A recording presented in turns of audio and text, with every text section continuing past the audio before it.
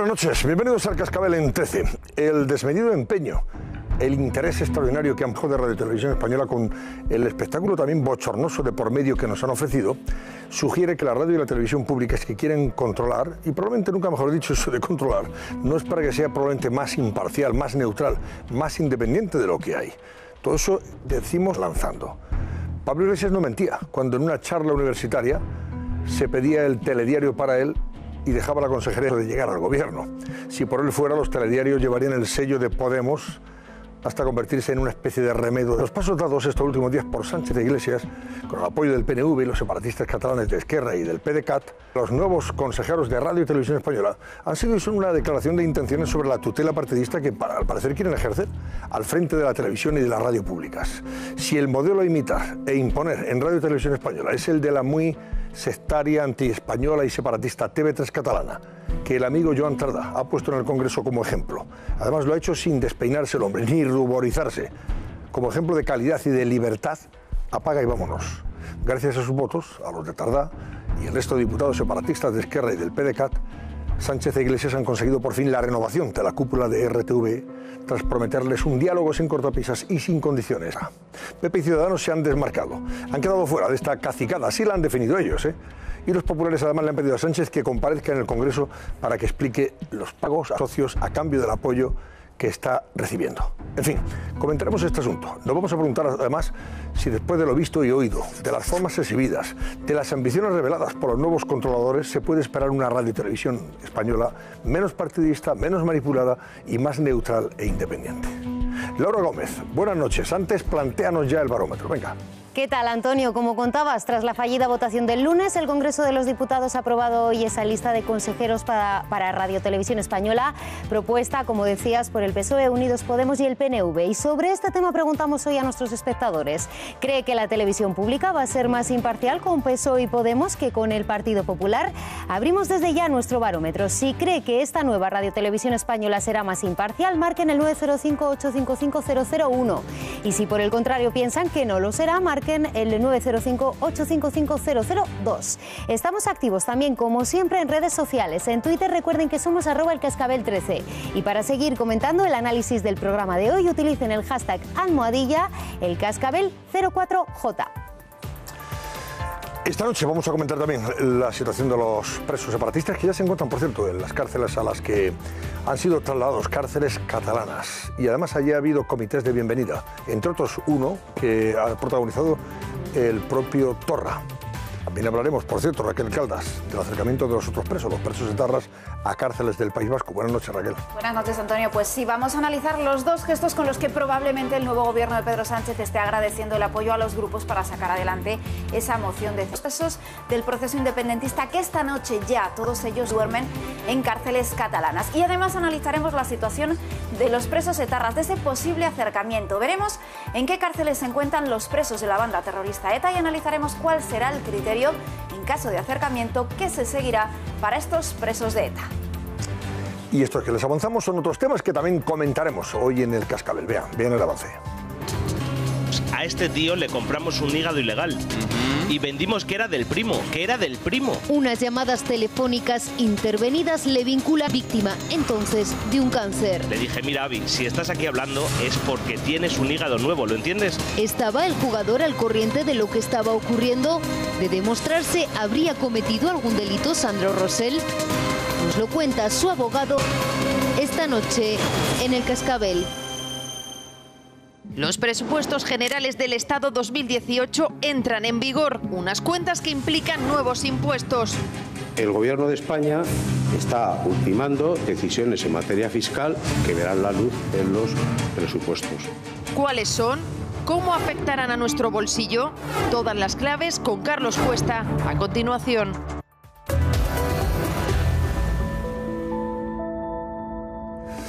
Edurne Uriarte, buenas noches, Edurne. Enseguida os pido la opinión sobre el cierre de campaña del Partido Popular, de los candidatos, porque vamos a comentar cómo se presentan esas elecciones de mañana jueves ya. Vicente González Olaya, buenas noches. Buenas noches, Antonio. Ignacio Camacho, buenas noches. Partido Popular aquí en la Comunidad de Madrid, donde se encuentra Irene Sanz para que nos diga cómo están esos preparativos, porque insistimos, mañana es la votación los militantes, esos 60 y tantos mil militantes potenciales, lógicamente, que tienen derecho a votar, van a hacerlo y van a elegir al presidente del partido. A ver mañana quiénes son los que pasan el corte que luego tendrá que refrendar el Congreso el 20 o 21, el 20 y 21, perdón, de este mes. Adelante. En esta sede del Partido Popular de Getafe, donde estamos, mañana van a votar 200 inscritos. Son 200 de los 66.000 inscritos que están llamados a votar en todo el territorio nacional. En estos papeles es donde escribirán quién quieren que sea el próximo presidente o presidenta de su partido. Tienen desde las 9 de la mañana hasta las 8:30 de la tarde. Depositadas dos, una para los candidatos y otra para los compromisarios. Tras la jornada, a estas dos políticos que van a pasar a la siguiente fase para presidir el Partido Popular. Solo quedarán dos. ¿Quiénes van a quedar? ¿Quiénes van a quedar mañana? Eso va a estar condicionado por quién saque más votos, lógicamente. Claro. El Congreso no puede enmendarle la plana a los militantes. O sí. Sí puede. O sí, puede, pero tiene una lectura muy... Pero con una diferencia un poco notable, evidentemente, debe tener un peso específico a la hora de ser tenido en cuenta, lógicamente, en el Congreso. Que haya un empate técnico, que queden muy apretados. Un partido que ha criticado con razón a Sánchez por llegar al poder sin ganar las elecciones, que ha propuesto varias veces que el alcalde de las ciudades sea el candidato más votado, no ha votado por una lógica elemental. Hombre, insisto, salvo que hubiera una situación muy empatada, y entonces todo los compromisarios pues tendrán que decidir, más o menos los compromisarios votan siempre más apegados al aparato que los afiliados. Pero el problema, Antonio, es que estas primarias raras, en las que falta costumbre de primarias en el partido, nadie sabe cómo van a funcionar. A mí me decía uno de los candidatos esta semana que iba por la gente ya buen rollo, que lo recibía muy bien, pero que él no sabía si esa gente estaba inscrita para votar. Entonces, claro, decía, a lo mejor estoy hablando para nada, porque realmente el requisito... O sea, el candidato o candidata ha visitado sedes, pero no sabe si con a la gente a la que se ha referido, a la gente con la que ha compartido esos momentos y les ha pedido su voto, son los que tienen derecho a voto. Pero es que si están inscritos o no para poder votar, ¿no? El requisito de la inscripción previa es muy salvo que tengas un partido que no tiene costumbre. Pero es que los compromisarios salvo que tengas un control sobre el aparato. Ah, claro. Ahí sí sabes. Claro. Los que se han inscrito y teóricamente, luego el voto es secreto, pero teóricamente los que se han inscrito y los que son míos en esta agrupación, en esta. Eso tiene ventaja a aquellas personas que controlan el aparato del partido. Lo sabes más respecto a los compromisarios, que me decía un dirigente del PP destacado, no candidato, un dirigente, me decía, yo en mi agrupación te puedo decir con un margen de error del 5% a quién van a votar los compromisarios. ¿Ah, sí? Sí. Los compromisarios, ojo, los que van a asistir al Congreso del 20 y 21 de Sí, pero es que el problema es que los compromisarios han sido elegidos antes de las primarias, con lo cual se puede darse el lugar de que el compromisario... Los militantes... hay dos urnas. Una urna en la que se va a votar al candidato o candidata que quieren los militantes que preside el partido, y hay otra urna donde eligen a sus compromisarios, a los que les van a representar en el Congreso del día 20. Bueno, o sea que mañana tiene que salir la lista de compromisarios que serán 3.000 y los dos candidatos que van a pasar el corte. Entonces compromisarios y candidatos serán los mismos. La relación entre lo que el candidato que se vote y el compromisario que asista y que probablemente apoye a ese candidato. Entonces, ¿para qué votas al compromisario? Si tú votas lo mismo, es decir, votas al compromisario de Soraya o al compromisario o al militante, es decir, es que está haciendo una votación doble que no tiene mucho sentido. Pero se trata de pasar de elegir a dos. El sistema es muy malo. El sistema es lamentable. Para no hacer unas primarias que tienen mucho peligro, han hecho este sistema de segunda vuelta con compromisarios y tal, que es una cosa muy complicada. Antes lo decíais, dice, ¿y qué pasa si en la segunda vuelta tumban al que ha sido más votado? Claro.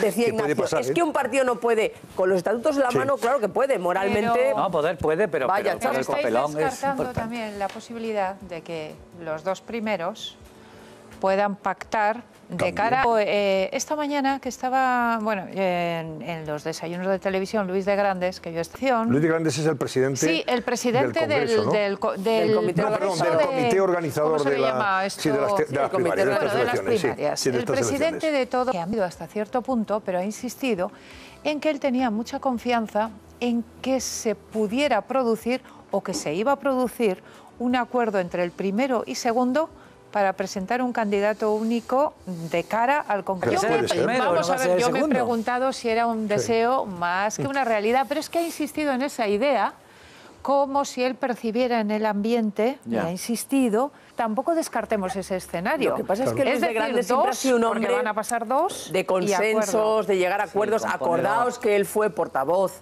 del Partido Popular en el momento en el Talanes con los vascos. Claro, es un hombre componedor, evidentemente. Oye, es un hombre que se le da bien. Voy a preguntarle a Raquel Cavante qué han hecho hoy los candidatos, por dónde se han movido, qué campaña han protagonizado concretamente, dónde y qué mensajes últimos han lanzado, porque ya a esta hora está concluido, teóricamente, ¿no? Ya no, pero están apurando a Antonio hasta última hora, porque incluso Cospedal tenía un acto por la tarde en Madrid y luego cerraba en Toledo. Soraya Sáez de Santamaría estaba esta mañana en Las Palmas, o sea que hasta el último minuto dando distintos actos de campaña para tratar de convencer a los últimos indecisos. Pero ha sido una campaña algo intensa, referencia a antiguos dirigentes del Partido Popular, pero en la que se han abordado varios temas. ¿Cuáles han sido los temas que se han tratado en esta campaña de primarias dentro del Partido Popular? Pues cada candidato ha expuesto su idea de la unidad de España. También se ha hablado de economía, incluso ha habido algunas promesas de bajadas de impuestos si votamos a uno u a otro. También se ha hablado del funcionamiento interno del partido y de la corrupción. De este asunto Margallo ha propuesto varias cosas. Sobre estos temas han hablado todos, incluso hoy, a últimos minutos y a últimas horas de esa campaña. Estos son los mensajes que han dejado hoy mismo los candidatos del Partido Popular. O la idea de que hay que llegar a toda costa, a costa de lo que sea, porque nosotros no Sánchez. Ilusión y renovación. La gente pide cambio. Y les he expuesto los 7 grandes pactos que pondrán encima de la mesa si yo soy elegido presidente. Os lo voy a poner fácil. Ignacio Camacho, candidatos van a pasar. Esto es como una porra, ¿no? Sí, venga, claro, por eso. Bueno, mi porra son Soraya Casado. Pasan Soraya y Pablo Casado según tú. ¿Edurne? Pues esta vez yo suelo hacer las porras. Mi respuesta es, Antonio, no tengo ni idea. Ya, bueno, esa es la premisa, que no tenemos ni idea. Pero no tenemos ni idea. Mójate, venga. Porque ayer o anteayer nos decía Narciso Michavila, que por cierto mañana lo tendremos y probablemente ya a esta hora nos va a decir quién ha ganado o quiénes son los dos que se han destacado. Él sostenía que probablemente sean... no, te voy a contestar con una encuesta, contestar con una encuesta, porque yo no tengo ni idea. Por ejemplo, ¿qué diario hace una encuesta entre concejales? Hoy. Si mal no recuerdo, decía que pasaban Cospedal en primer lugar, según la encuesta, y Pablo Casado, me parece, casi empatado. Pero era un pañuelo, ¿verdad? Los tres. Eso, en un pañuelo. Pero claro, es una encuesta. Si esa encuesta fuera sobre... Están en un pañuelo que diríamos, bueno, claro, la encuesta dice eso, pero hay tan poca distancia y puedes... Yo justifico por qué he dicho esta porra. Porque Soraya tiene el favor del aparato en Andalucía, que es potente y largo, están trabajando a su favor. Una parte de Andalucía la tiene, sí. Ahí está Javier Arenas. Ahí está Javier Arenas, enredando como siempre, y Juan Manuel Moreno. Y Casado es muy fuerte en Madrid. Bueno, Esther, tú, dos candidatos, candidatas. A ver. No, y además antes veníamos hablando, cuando veníamos para acá, veníamos hablando con Edurne. Yo, en fin, no entendería que no fuera María Dolores de Cospedal, que es una persona que conoce bien el aparato y ha sido del aparato. No quiero decir que el resto no lo sean, ¿no? Porque ya veo que aquí se han tirado con bala, que si tú también has sido del aparato, porque has estado siempre... Y quizás, en segundo lugar, yo diría Cospedal y Pablo Casado, pero es que me dicen... Soraya y Pablo Casado. Me dicen, que es lo que te comentaba. Me dicen, no, yo diría Cospedal y Pablo Casado. Pero... Vale. Que me dicen, como la encuesta gente, en determinados territorios, que Soraya Sáez de Santamaría está muy fuerte, no tanto ella como los apoyos que tiene en distintos territorios. Pero claro, todo esto... Pero si me hubieran preguntado a mí sin escuchar los cantos de sirena, hubiera dicho que María Dolores de Cospedal y Pablo Casado. Vicente. Fíjate, yo creo que va a pasar Soraya y Cospedal. También. Y que finalmente todos los votos de Casado van a ir a Cospedal, que va a ser la que va a ganar. O sea, que pasarían las dos mujeres y al final Casado apoyará a de Cospedal y será de Cospedal la secretaria. Bueno, la presidenta en este caso. Vamos a ver, mañana lo sabremos. Yo creo que hasta ahora más o menos tendremos la posibilidad. En las redes sociales, ¿cómo se está moviendo todo esto? O viviendo, mejor dicho, Laura. Frenético, Antonio. Cierre de campaña de los candidatos y cierre también de campaña en sus redes sociales. La ex vicepresidenta del gobierno, Soraya Sáez de Santamaría, apuesta de nuevo por un vídeo. Ahí lo tienen. Lo ha colgado en su perfil de Twitter con el hashtag para que gane el PP. en la línea que ha seguido durante toda la campaña. Ahí ven el vídeo, ahí lo están escuchando. Hoy, por cierto, por el sur, por Andalucía, y ha visitado también Córdoba y Sevilla. Vamos con María Dolores de Cospedal. Ha preferido cerrar su campaña con un mensaje de agradecimiento. Le han apoyado en esta campaña y a quienes le votarán mañana en las urnas. Mi más profundo agradecimiento, dice Cospedal en un tuit, a todo el equipo que ha trabajado a mi lado en esta campaña, dice Cospedal, por un Partido Popular más fuerte y unido. Gracias por vuestro esfuerzo, sacrificio y generosidad, y por tener claro que primero el PP, utilizando ese hashtag que he utilizado toda la campaña, y gracias a todos los que habéis dicho yo apoyo a Cospedal. Por cierto, hashtag que ha conseguido esta tarde el trending topic en España. ¿Qué hacía Pablo Casado? Mientras tanto, recordemos que Casado ha sido el candidato más activo vía redes sociales. Hoy también las ha utilizado para cerrar esa campaña con mensajes claros como este que vamos a ver. La política no es una maratón, es una carrera de relevos, dice el candidato. Pertenezco a una generación que ya está al frente de otros partidos, está presidiendo 5 gobiernos en la Unión Europea o está al frente, por ejemplo, de Canadá o Colombia. Claro llamamiento a esa apuesta por la regeneración que ha protagonizado su campaña en estas primarias el candidato Pablo Casado. José Manuel García Margallo, cuarto candidato, no tiene ese perfil redes sociales que tiene Casado, pero las ha utilizado hasta el último momento para lanzar, por ejemplo, este mensaje. Tuiteaba los 5 puntos que a su juicio necesita el Partido Popular para ser profesionalizado. Entre ellos, como veis, una Secretaría General con dedicación exclusiva al partido o potenciar las nuevas tecnologías para mejorar la comunicación. Por cierto, el candidato cerraba campaña aquí en Madrid. Y por último, José Ramón García Hernández, Joserra, despedía la campaña en sus redes sociales. El Partido Popular tiene unos candidatos excelentes, pero yo soy el candidato de las certezas en un mundo muy difícil, que trae muchas dudas sobre el porvenir de todos nuestros hijos y de todas nuestras familias. Soy el candidato de esos principios claros, liberales, conservadores y de humanismo cristiano. Sé el rumbo que debemos tomar para beneficio de nuestro partido y de España. Os pido que me votéis. Pues han estado activos. Nada, señores, que Dios reparta suerte, que se dice en estos casos. No suele decirse. Y que a quien se la dé, que San Pedro se la bendiga. Redes sociales que una gran mayoría de militantes maduros del Partido Popular no usan. No usan, claro. Bueno, vamos a dejar ahí de momento. Luego recuperaremos algún elemento más y algún detalle más de esta campaña, de este cierre de campaña. Insistimos, mañana es la votación y espero que a esta hora más o menos ya sepamos quién ha ganado. O quiénes son los que han ganado. Porque ahí va a haber 2, evidentemente, que pasarán ese corte y son los que se miden en última instancia en el Congreso del Partido dentro de 3 semanas, en el día 20. Pero volveremos, sin duda, sobre el particular. Ahora vamos a hacer una pausa y nos vamos a ocupar de todos los temas del día, que ha sido ya esa renovación de la cúpula de Radio y Televisión Española. Por lo menos se va a renovar en parte aquellos candidatos que ha propuesto el Partido Socialista, apoyado por Podemos, por el Partido Nacionalista Vasco y también ya por los separatistas de Esquerra Republicana de Cataluña y del Partido Democrático de Cataluña. Y ha habido bastante movida con ese asunto y no sé si las formas exhibidas y todo lo que trasciende en relación con esto, con esta renovación de la dirección de Radio Televisión Española, nos tranquiliza o nos inquieta, dado, en fin, el politiqueo y el pasteleo que ha habido. Enseguida estamos con ello. Hasta ahora mismo. Los presupuestos generales del Estado 2018 entran en vigor, unas cuentas que implican nuevos impuestos. El Gobierno de España está ultimando decisiones en materia fiscal que verán la luz en los presupuestos. ¿Cuáles son? ¿Cómo afectarán a nuestro bolsillo? Todas las claves con Carlos Cuesta, a continuación. Bueno, pues ya tenemos nuevo Consejo de Radio y Televisión Española. Que ahí de esa cúpula sale el nuevo presidente de Radio y Televisión Española. Ha sido un pacto que han urdido fundamentalmente PSOE y Podemos, y en el Partido Nacionalista Vasco y los separatistas de Esquerra Republicana y del Partido Democrático de Cataluña. Si ustedes entran ahora mismo en las páginas online de los periódicos que tienen también su versión impresa, como por ejemplo El País, verán que esta noticia es la que manda hasta ahora, en la que encabeza precisamente esas páginas, y dice El País, por ejemplo, que el Partido Socialista cierra su primer gran acuerdo con el relevo de Radio y Televisión Española. Dice ABC, Sánchez consuma la toma del Consejo de Radio y Televisión Española gracias al apoyo de los separatistas.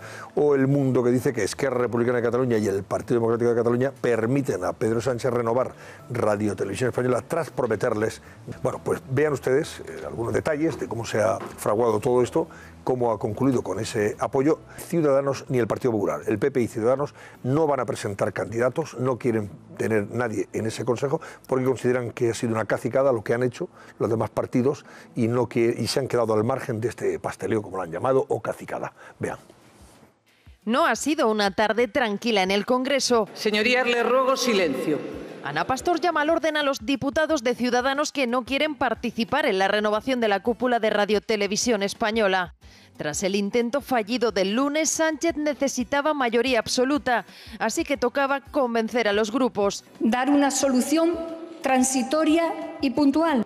El Gobierno ha conseguido 177 votos, los de Unidos Podemos, el PNV y al final los en contra los populares, que han dicho que interpondrán un recurso ante el Tribunal Constitucional. Esta cacicada la vamos a revertir. No les convence la lista de Sánchez, el actual director de Radio 3 propuesto como presidente. Un mandato temporal hasta que se celebre una nueva elección por concurso público. A la lista se unirán 4 nuevos miembros elegidos en el Senado. Bueno, pues esos son los candidatos. Luego os pondré uno de los comentarios que ha hecho el amigo Tardá. El amigo Tardá, que es un hombre muy afable, pero a veces no tiene ningún pudor a la hora de decir cosas. Se respira en TV3, como modelo a seguir. Pero, ¿qué os parece lo que ha pasado con este asunto? ¿A ti te parece normal que dos partidos, en el caso del partido más votado, no esté en el Consejo de Administración de Televisión Española? ¿Y quién no va a estar? A mí me parece un error. Que no lo esté, esté ciudadano de un consejo, se supone que independiente. Yo estaba leyendo, no la conozco, algunos tuits de una de las periodistas que va a estar en el consejo, que es Rosa María Artal. Hay dos que pueden dar grandes tardes de gloria. Se dedica a insultar gravemente, pero gravemente, por ejemplo, a Cristina López Erlichting, a la que insulta directamente. Insulta también a otro periodista, que es Alfonso Rojo, te puede gustar o no te puede gustar, pero son insultos personales, ad hominem. Esta persona, te vuelvo a repetir que no la conozco absolutamente de nada, ¿puede ser miembro del Consejo de Administración de un ente público? Pues lo va a ser, Vicente, lo va a ser, porque la han votado. Lo va a ser. O sea, una señora que efectivamente tiene esos comentarios que ahí están. Probablemente los borre mañana o pasado mañana, pero allá insultando a compañeros, porque, oye... Cuando tú ocupas un cargo de esta importancia en un ente público que debe ser un ente independiente, no puedes poner a una persona con esta besanía, con este ataque personal a otra persona, que es que no voy a repetir, porque de verdad son auténticas calumnias lo que dice, son difamaciones que ocupe un puesto de esa relevancia. Y desde luego, si tú quieres hacer un consejo de administración independiente, no puedes dejar fuera al 50% de los representantes del electorado español. Y luego, es imposible. Pero hay, evidentemente, pero uno es que había un acuerdo parlamentario que estaba en marcha para hacer esa renovación. Un acuerdo parlamentario que tenía un curso y que iba a acabar además en octubre-noviembre. Lo difícil de explicar para este gobierno es un acuerdo parlamentario a través del cual se va a hacer esa renovación. El hecho de que ¿Por qué esta urgencia? ¿Por qué esta urgencia? Eso es difícil de explicar, el hecho de que rompa un acuerdo parlamentario, haga el decreto. Y a mí me hace pensar que el recurso ante el Tribunal Constitucional, que bueno, si lo van a hacer los dos, de momento lo ha anunciado el PP, tiene muchas posibilidades de prosperar. Sí, pero cuando se pronuncia el Constitucional, han pasado 3 elecciones generales. Eso también es verdad. Claro, si no tiene amparo a derechos fundamentales, y me parece que le pueden encontrar un argumento para apreciar, para solicitar vulneración de derechos fundamentales, pues el Constitucional va a tardar, en fin, bueno, ni se sabe. Pero ahora dice Edurne, ¿por qué no ha respetado su propia iniciativa? Porque era de Sánchez, la de hacer la ley del Parlamento y tal. Bueno, por una razón concreta, que es la prisa por ocupar la televisión, por si tiene que convocar elecciones pronto, que esto de los 2 años que dijo precisamente en la televisión pública española, yo no me lo creo, es decir, él va a las elecciones cuando le convenga, y puede ser incluso en otoño, necesita tener el aparato de la televisión a su servicio. Y más allá de eso, porque en España la televisión pública, la RTVE, tiene entre los políticos la consideración de ministerio de la propaganda. Y la ocupación del poder no se considera completa hasta que no has ocupado Radio Televisión Española. Entonces, claro, curiosamente, a pesar de la fragmentación de las audiencias y de que TV ya no tiene la social que tuvo cuando era la única televisión pública y privada que había en España, porque la audiencia se ha fragmentado, porque hay decenas de canales. A mí me parece, sin embargo, un gran problema esto que voy a decir, y es que en la sociedad de la comunicación, en España, la izquierda ha ocupado ahora mismo todas las cadenas generalistas de televisión.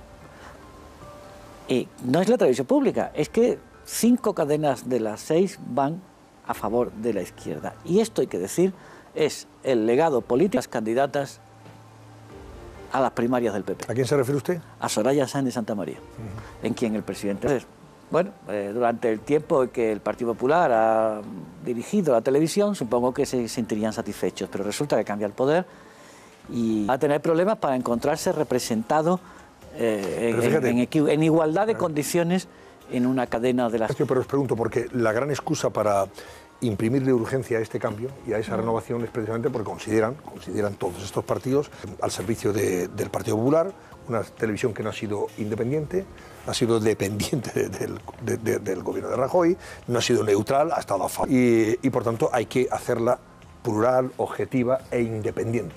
Y os pregunto, con todos los mimbres con los que se ha construido este cesto, ¿se puede admitir o podemos estar tranquilos en el sentido de que esta televisión que van a hacer a partir de aquí, con ese consejo o esta radio pública, van a ser más independientes, más neutrales, más objetivas y más honestas desde el punto de vista informativo? No lo parece. A mí el candidato a presidente no me parece ningún hombre...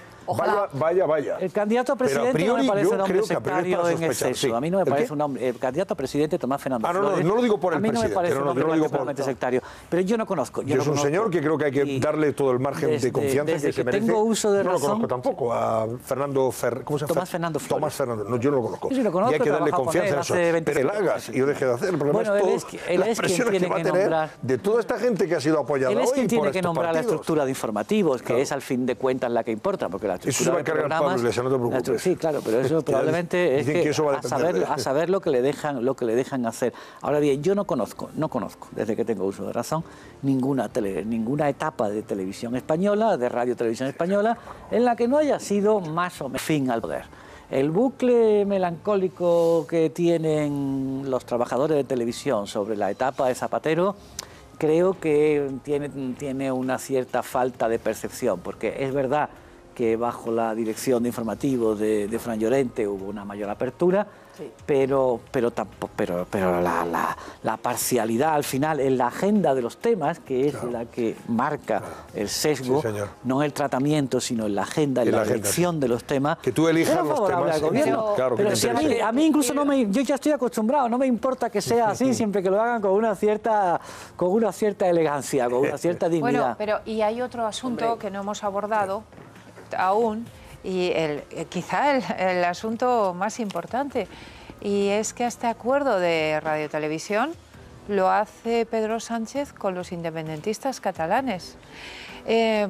A cambio de cosas estrambóticas. Y es un acuerdo más, y lo que el gobierno de Pedro Sánchez está mostrando día tras día es que en efecto la moción de censura se basó en un acuerdo muy fuerte.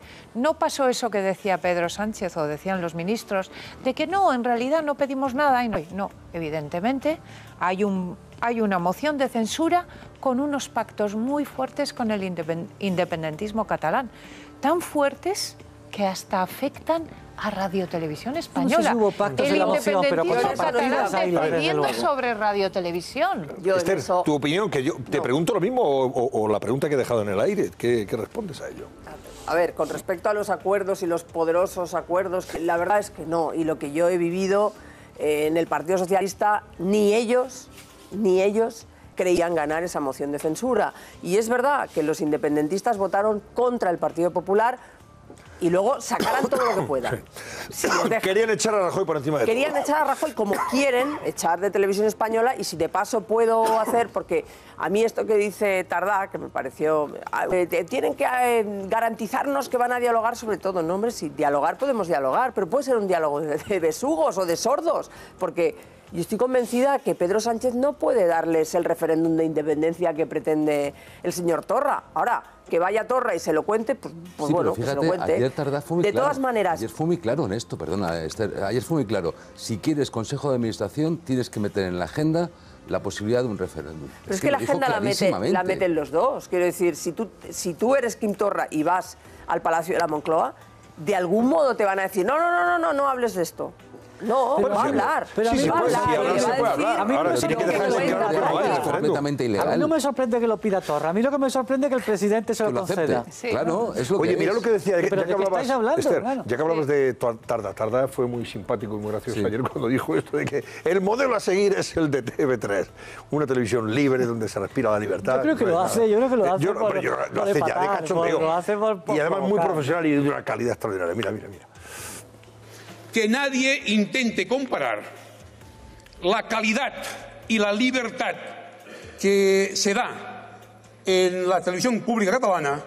Si ustedes tuviesen interés que el miércoles votásemos cosa distinta, ya saben lo que tienen que hacer. Gracias.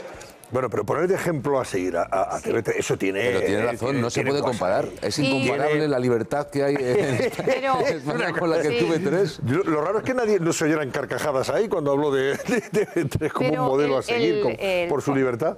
Es tremendo. El fondo de esta cuestión es que el fondo es muy real. Lo que decías, Esther, ¿puede el independentismo catalán exigir a Pedro Sánchez que se pueda hablar de referéndum? Y en efecto Pedro Sánchez puede decir sí, hablamos estupendo, todo mira, lo que esto quieras, es lo que dice la Constitución. Pero no vamos a hacer nada que vulnere la ley. Bien, pero esto que está ocurriendo sí está produciendo, a mí me parece un efecto muy importante y muy grave. Es que está legitimando socialmente la constitucionalista. Yo no estoy de acuerdo, muy crítica con el discurso, los objetivos y los métodos, básicamente. ¿Y qué está pasando ahora? Que los está presentando los objetivos, los métodos del secesionismo catalán como algo democráticamente presentable. Está cambiando la imagen de... ¿Tú has oído a Borrell hoy lo que ha dicho? Ha estado impecable. Ha dado instrucciones para que todos los embajadores, nombrado embajador por el Partido Popular, cuando estos independentistas vayan por el mundo contando las sandeces que dijo el otro día Quim Torra. Es decir, una cosa es que vengan y te cuenten y tú te armes de paciencia porque realmente necesitas que te den un cierto balón de oxígeno para seguir convalidando cosas en el Congreso si quieres gobernar por decreto. Y otra cosa es que tú les digas, vale, sí, referéndum de independencia. No se lo puede dar y no se lo dará. Otro talante, otra... Vamos a escuchar lo que ha dicho precisamente el señor Borrell, el ministro de Exteriores, y también lo que ha dicho Meritxell Batet, que es la ministra de Política Territorial, ¿no? O Administración Territorial, vale. Son dos... ¿Se pueden complementar? No lo sé, pero evidentemente el mensaje que lanza el señor Borrell es claro, nítido, contundente, en contra del separatismo. Lo de Meritxell es un poquito más ambiguo, aunque bueno, dice que hay que dialogar, lo de siempre, tal. Vean. Se ha comunicado a todos los embajadores cuáles fueron las palabras que pronunció el embajador Morenés, para señalarles que en cualquier otra ocasión en la que se produzca una circunstancia parecida, reaccionen exactamente de la misma manera. La reunión del lunes marcará, espero, el proceso de recuperación del diálogo y la negociación entre gobiernos. Bueno, negociación entre gobiernos de la Constitución, oye, pues... Claro, ¿no echas de menos que esas palabras de Borrell, que son, las diga el presidente de gobierno? Es que eso es lo que está faltando en esta historia. Es que a mí me da la sensación de que como se está súper claro, o sea, como socialista es súper claro. Tú tienes que defender la Constitución, tienes que defender la unidad de España. Al bueno y el malo. Es decir, en el caso de Sánchez, está intentando, y yo espero que tenga todo el éxito, está intentando de alguna manera llegar a algún tipo de acuerdo para intentar de esa situación, que es una situación tremenda. No somos a veces muy conscientes de verdad de lo que nos estamos jugando. Bueno, ahora os pido más opiniones sobre esto porque giramos en realidad sobre el mismo tema. Los nuevos ingredientes, nuevos detalles. Por ejemplo, ya están los presos separatistas en cárceles catalanas de Barcelona y los hombres están en Lledoners concretamente, en la provincia de Barcelona. Allí han llegado, y allí han sido, por cierto, e incluso hasta el director de instituciones penitenciarias de Cataluña. Ya saben que las transferencias, las competencias de las cárceles catalanas las gestiona la propia Generalitat, no dependen del hombre responsable de esas cárceles catalanas, el hombre dependiente, o sea, el cargo de la Generalitat que se ocupa de ello es su lazo amarillo también, para en fin, que nadie se llamara engaño. La declaración de intenciones del señor Amand se llama de nombre, pues son evidentes esas declaraciones de intenciones. Marco Chiasa, buenas noches, hombre. Cuéntanos, porque te encuentras en las inmediaciones de Lledoners, ¿verdad? ¿Qué tal, Antonio? Buenas noches. Así es, justo aquí me encuentro, donde hoy los exconsejeros presos pasarán aquí hoy la noche, de hecho, en la línea de lo que decías, Antonio, desde políticos independentistas, en el mismo módulo, esperando a que lleguen también Jordi Turull, Josep Rull y Joaquín Forn, que también se les ha asignado esta cárcel de Lledoners, pues situarles todos en el módulo de psiquiatría, que cuenta con 8 celdas, para que así puedan estar todos juntos, algo que ha provocado algunos. En cualquier caso, Antonio, hemos podido percibir que están totalmente adaptados, porque solo unos minutos escuchábamos desde aquí el himno de Cataluña, puesto a todo volumen, el himno del Segadors, que sonaba y se escuchaba desde aquí. Además, como explicabas, fuera de la cárcel durante toda la tarde se han manifestado miles de independentistas. Durante la manifestación han participado mediante parlamentos dirigentes independentistas de Òmnium, de ANC, de partidos. Hemos podido también ver un poco la división del independentismo. Hemos escuchado silbidos hacia esos dirigentes y reclamaban los manifestantes más unidad y menos palabras y más hechos, que no era entrar dentro de la cárcel. De hecho, al final lo han intentado superar ese cordón de seguridad, pero los Mossos les han retenido 200 metros de las inmediaciones de la cárcel de Lledoners. Quim Torra no ha hablado durante toda la que ha asistido, se ha reunido con los presos y horas antes de venir aquí hasta la provincia ha explicado esto sobre los presos independentistas.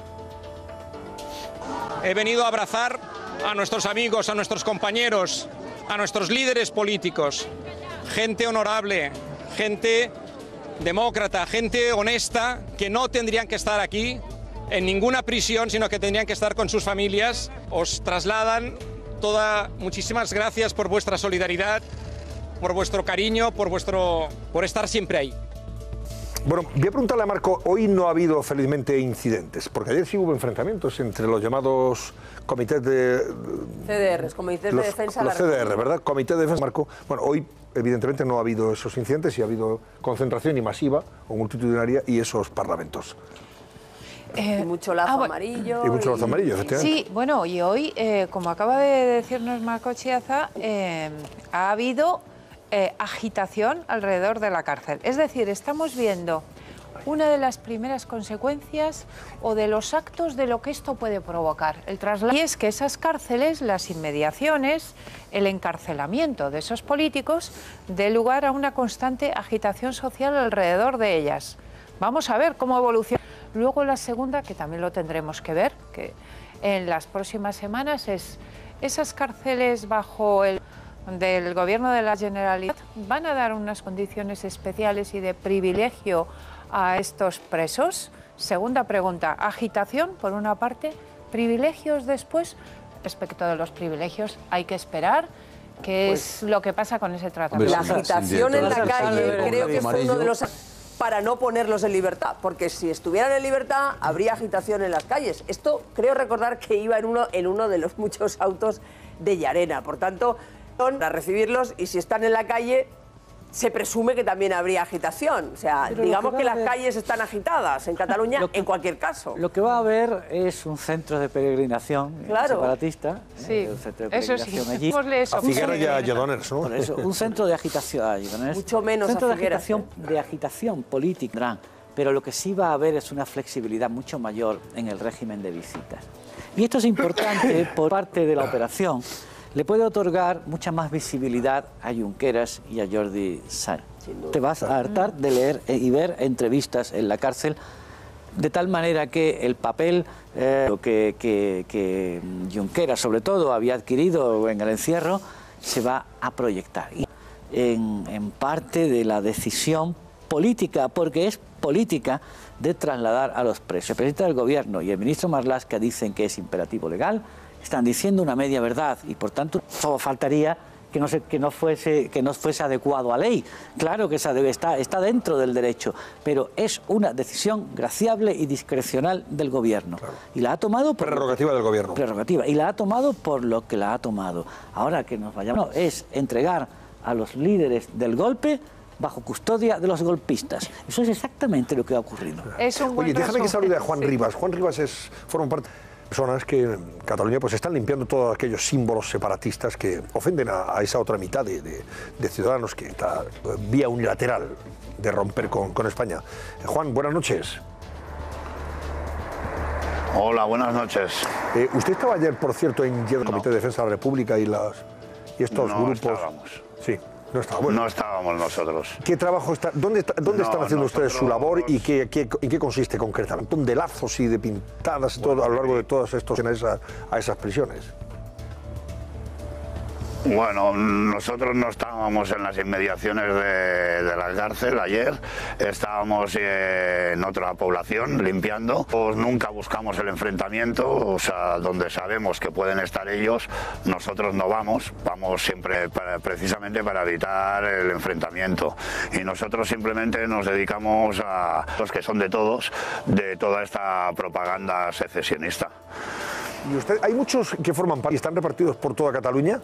¿O están más concentrados a lo mejor en Barcelona o en algunas zonas de Gerona?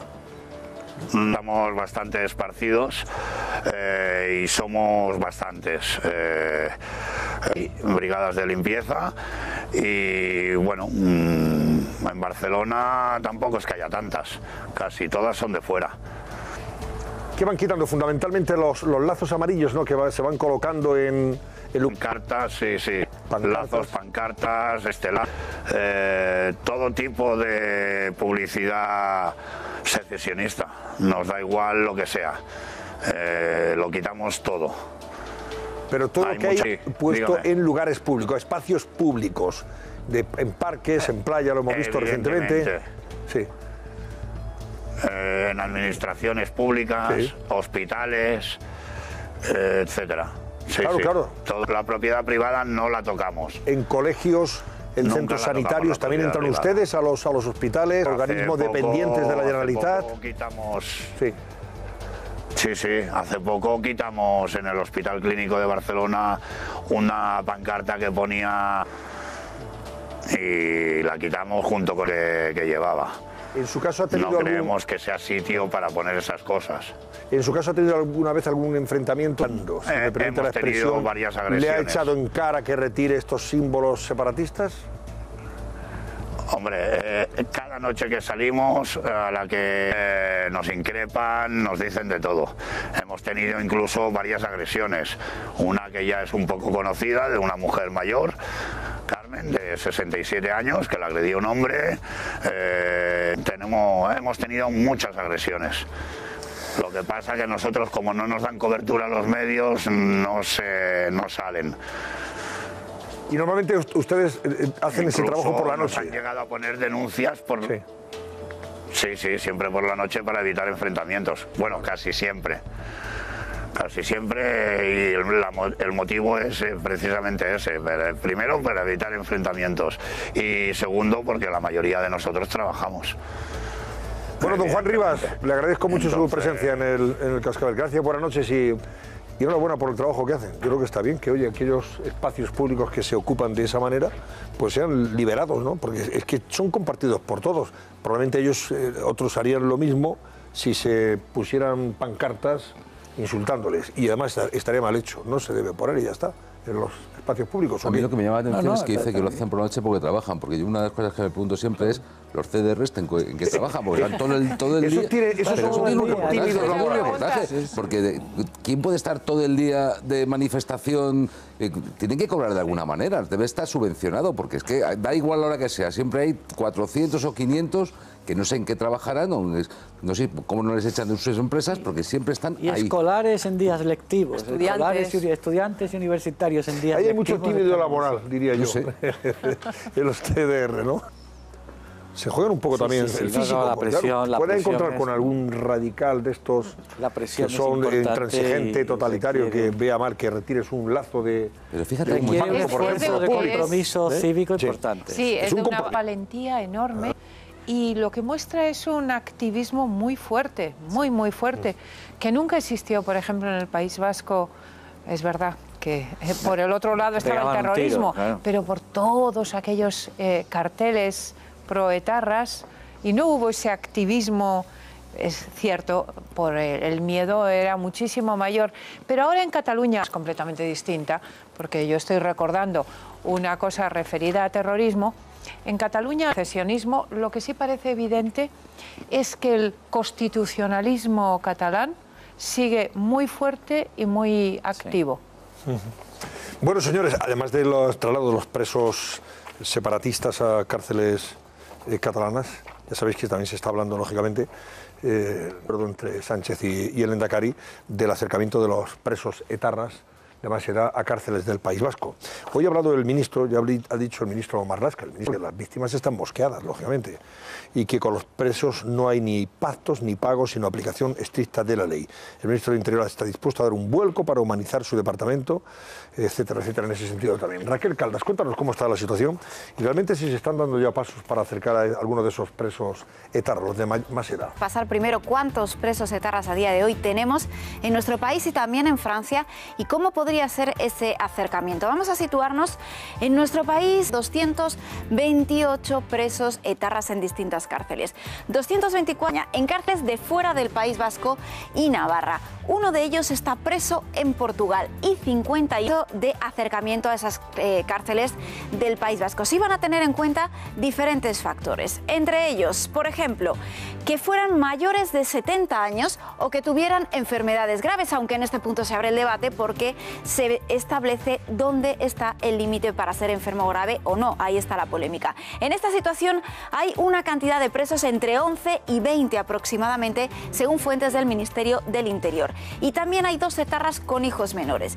Si están enfermos, si son mayores de 70 años y si tienen hijos menores, serían los criterios que se seguirían para provocar ese acercamiento a las cárceles. Aunque ya ha adelantado también el ministro Marlaska que no se va a hacer de manera conjunta y que se estudiaría caso por caso teniendo en cuenta muchos más factores como los antecedentes, el comportamiento de los presos y sus circunstancias personales. Pero como dices, Antonio, las bases ya están sentadas y los procesos ya estarían abiertos para ver cómo se puede llevar a cabo ese acercamiento de presos. Bueno, pues entre otros están ahí metidos, está Fittipaldi y Santiago Otros, entre otros, Santiago Arrospide Sarasola y Fittipaldi son algunos de esos presos que podrían, por edad o por enfermedad, que podrían ser trasladados. Hay una cuestión a la que no responde el ministro o de la que no está hablando y es una cuestión fundamental que le plantean las asociaciones de víctimas. ¿Dónde está el arrepentimiento y o la colaboración? No hay colaboración, no hay arrepentimiento.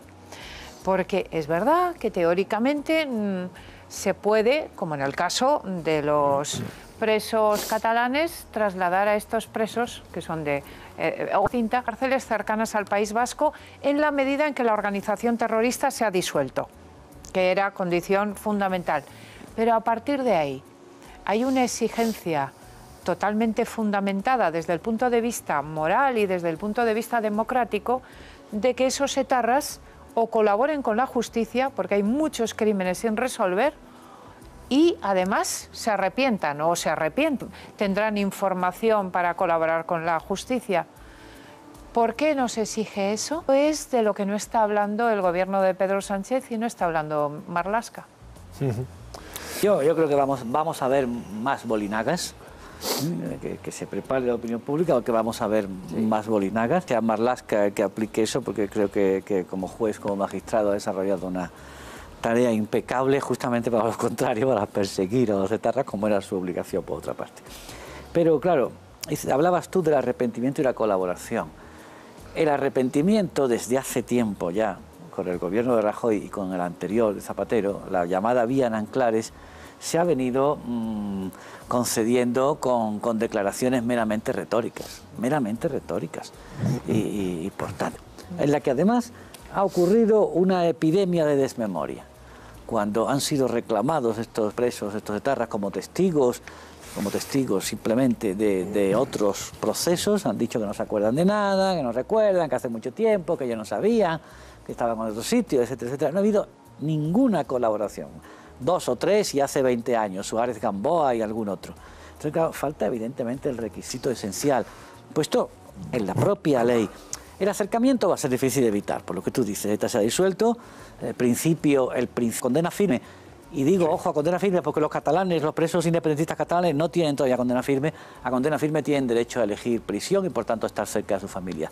Pero lo que llaman la progresión de grado, es decir, la concesión de permisos penitenciarios, está vinculada al arrepentimiento y a la colaboración. Claro. Y si vamos a ver a Santi Potros en la calle, va a ser un escándalo. Y ese es uno de los asuntos que efectivamente se va a vigilar con especial atención y detenimiento por parte de las propias víctimas, que son las que van a poner pie en pared, claro, ante esa posibilidad. Bueno, vamos a hacer una pausa y enseguida volvemos. Vamos a hablar de este asunto que hasta ya doy, a través del Confidencial concretamente, sobre el trasplante de hígado que le hicieron a un jugador de fútbol, hoy secretario técnico, por cierto, del Barça, y en ese momento jugador de fútbol del Barça, Eric Abidal, un buen futbolista, por cierto, y ahora se ha descubierto o se está evaluando la posibilidad de que aquel hígado hubiera sido comprado, para luego ser trasladado, se hubiera pagado un dinero por aquello, ¿no? Y se hubiera hecho, claro, al margen de la ley, lógicamente, y de lo que la legalidad exige. Comentamos esto.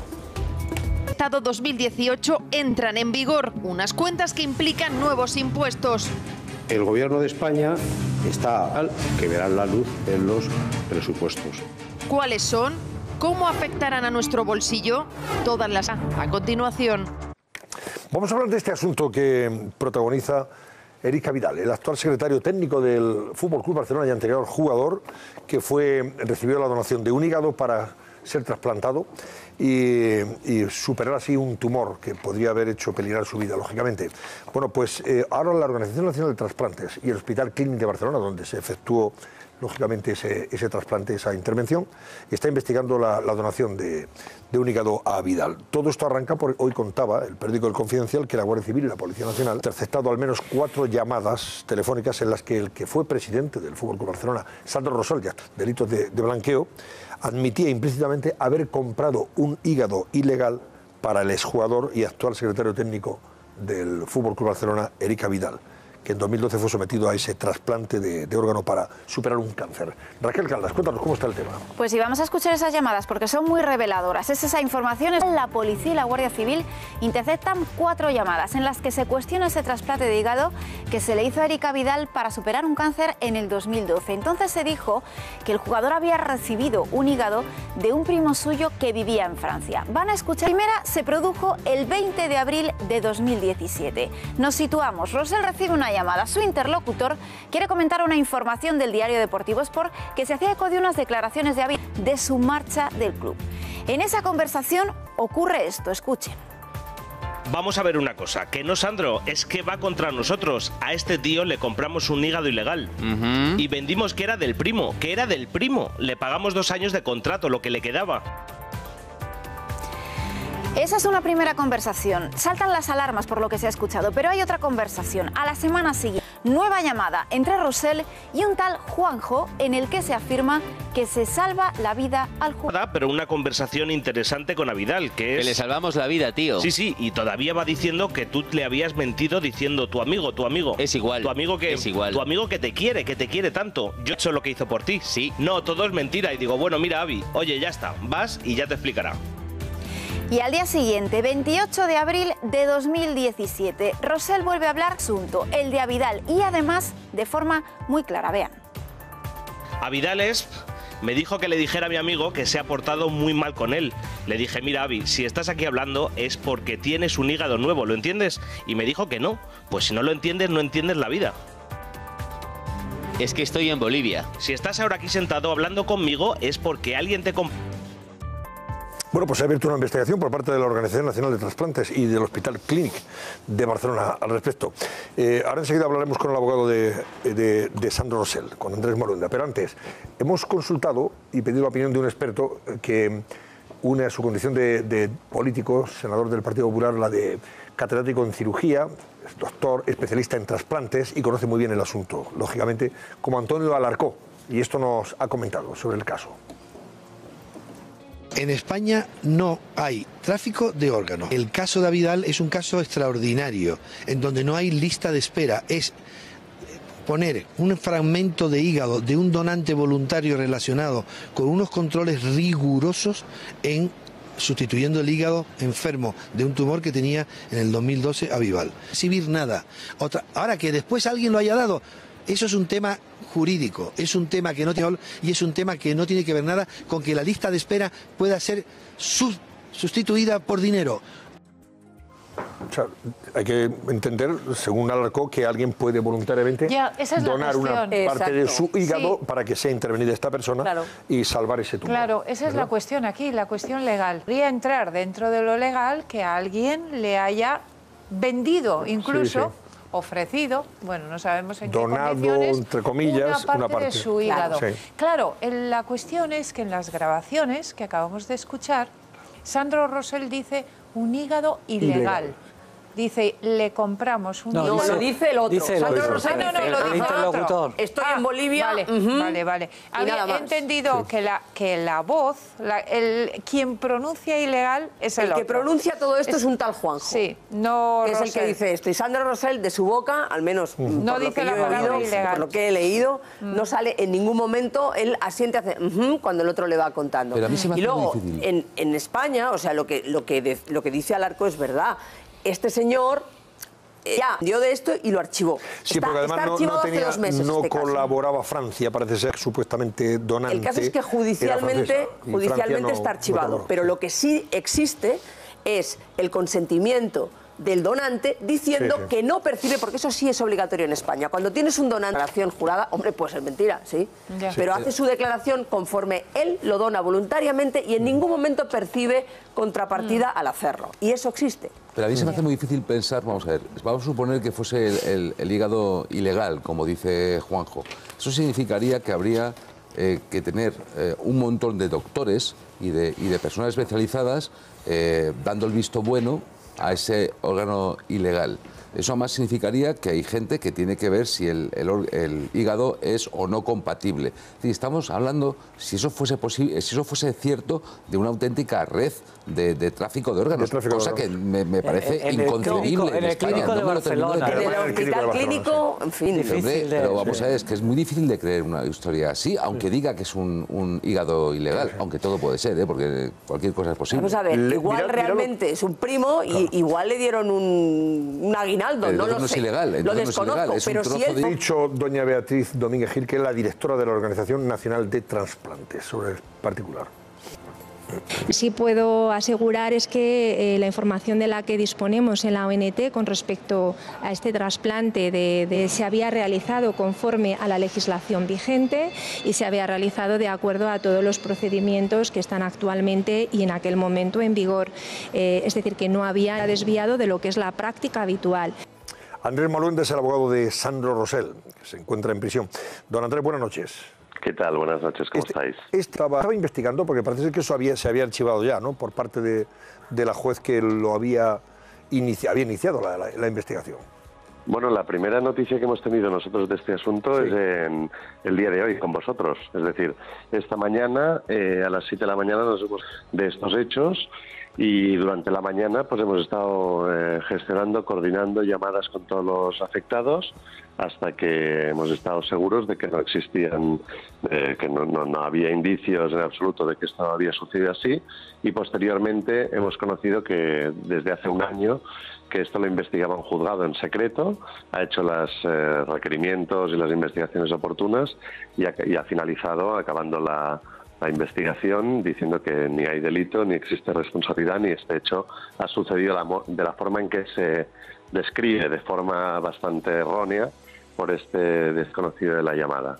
¿Entienden ustedes de todas formas o comprenden o comparten que se abra en cualquier caso una investigación interna por parte de la Organización Nacional de Trasplantes y también del hospital? La policía estaba interceptando el teléfono del señor Rosell por el tema de blanqueo de la Audiencia Nacional por el que está en prisión. Sí. Entendemos perfectamente que la policía de un tanto ha tenido esta conversación y hay este comentario no por el señor Rosell, sino por una tercera persona, pero que hacen este comentario y creemos que hay que investigarlo. Esto nosotros lo entendemos perfectamente, es decir, esto es perfectamente entendible. Cuando esto va a Barcelona se han tirado un año investigando este hecho y han requerido ya información a la Organización Nacional de Trasplantes, al expediente al hospital clínico y han recabado toda la información respecto a este trasplante en concreto. Y una vez estudiado y analizado, la Fiscalía ha dicho, oiga, que no hay ninguna irregularidad y por lo tanto vamos a solicitar el archivo de las actuaciones. Si ahora la Organización Nacional de Transportes, que sí que me consta, que iban a iniciar una información, por supuesto que están en el legítimo derecho para hacerlo. Díganos, señor Maluenda, ¿qué tiempo lleva en prisión preventiva, en este caso, el expresidente del Barça? Pues Sandro casi Rosell. 14 meses. ¿Cuánto? Y 14 meses, 14 rompiendo todos los récords de prisión preventiva por un delito económico en la Audiencia Nacional de los últimos años. ¿Y ustedes habrán pedido su libertad en tanto sale la vista oral? Su Nosotros libertad hemos solicitado, veces, ¿no? sí, efectivamente, nosotros hemos solicitado la libertad en múltiples ocasiones, siempre se nos alega el mismo motivo, que es el riesgo de fuga, y nosotros lo hemos intentado anular o contrarrestar, diciendo, oiga, pueden ustedes fijar una fianza, pueden ustedes poner unas pulseras electrónicas, retirar el pasaporte, prohibición de salida del territorio, y aún así siempre se ha mantenido la creencia de que si se le deja en libertad va a huir y nosotros. ¿Qué delitos son los que pesan sobre él en estos momentos, concretamente? En este vitales. ¿Por un montante de cuánto? Pues inicialmente fue de 15 millones, es de 20 millones. En este momento la jueza Lamela cerró la instrucción el viernes pasado, día 29, por esta cantidad, y ahora estamos a la espera de que resuelvan acerca de unas comisiones robadas. ¿Y también han pedido su traslado a alguna prisión catalana en tanto se fija la vista oral, no? Que bueno, como estaba una instrucción, aún está abierta, el señor Rosell tenía que estar a disposición del tribunal. Ahora que ha finalizado la instrucción y también por otros casos parecidos que hemos visto, el traslado a Barcelona, y en el que nosotros lo que decimos es que una vez está finalizada la instrucción y no hace falta que esté a disposición del tribunal, que se le trasladará a Barcelona. En paralelo, hemos vuelto a solicitar la libertad, teniendo en cuenta que de lo que se le acusa, no hay que olvidar que esto sucedió hace 12 años y que los hechos base los hemos ido intentando desacreditando con testigos, documentos y periciales, y por lo tanto entendíamos que los indicios que pesan sobre él son muy flojos, no hay perjudicados, entendemos que no hay delito de blanqueo de capitales, y por lo tanto que lo que corresponde es que afronte este juicio en libertad para mantener intacto su derecho de defensa. Bueno, pues vamos a ver qué pasa. Señor Maluenda, le quería aprovechar, lo que sí que nos ha sorprendido mucho es que en la noticia del Confidencial de esta mañana no se hiciera alusión a este procedimiento judicial. Es decir, a esto se ha sorprendido más. Es decir, este informe en el que habéis estado exponiendo antes de mi llamada se produce hace un año. No es un informe reciente, es un informe de hace un año. El hecho de que el Confidencial haya omitido que esto había sido sometido a una investigación judicial, que el clínico había colaborado, en el que se ha producido por otras pruebas y al final haya sido archivado sin incluso citar a nada. Me parecía importante que esto es algo que hemos descubierto durante el curso de la mañana, pero que es importante destacarlo para cerrar la noticia, ¿no? Para darle a entender, no es que se vaya a iniciar una investigación ahora, sino que la investigación ya está cerrada. Pues aclarado queda. Señor Maluenda, gracias y buenas noches. Muchísimas gracias. Hasta ahora, buenas noches. Buenas noches, adiós. Bueno, no entiendo muy bien esto de una prisión preventiva lo hemos criticado a veces con otros, por ejemplo, en su día lo criticamos con Granados, lo criticaré lo siempre. criticamos en España hay un abuso de la prisión con el preventiva. propio Bárcenas, Ignacio González. Llega un momento en que dice, hombre, prisión 14, 15 meses. Hay un abuso de la prisión preventiva relacionado sin estar además juzgado, con la propia lentitud. Es que el preso, el acusado, no es responsable. Además, estamos hablando de delitos de sangre. Dice, hombre, y además es que se le hace pagar al acusado la lentitud de los procedimientos de la justicia. Sí. Pero es que además se aplica a los personajes conocidos, que aquí, cuando decimos o pensamos que la justicia favorece a los más ricos o a los más poderosos, en este caso parece que es justo lo contrario.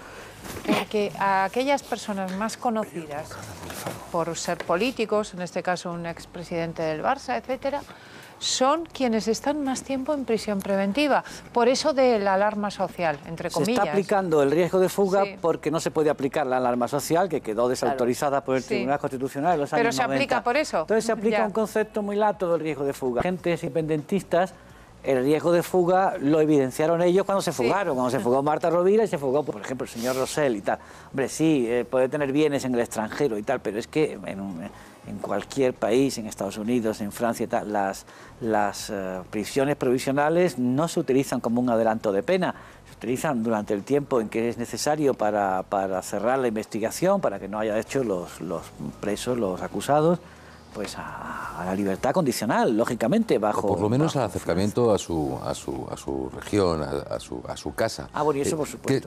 Por ejemplo, es que si comparas el caso de los excepcionistas que en pocos meses están ya en prisiones catalanas, te preguntas por qué Rosell, 14 meses después, no está en Cataluña. Me parece que es un agravar claro, ¿no? Es decir, no creo que por estar en Barcelona o estar en Tarragona impida declarar ante el juez. Hombre, lo de los excepcionistas ha marcado un precedente.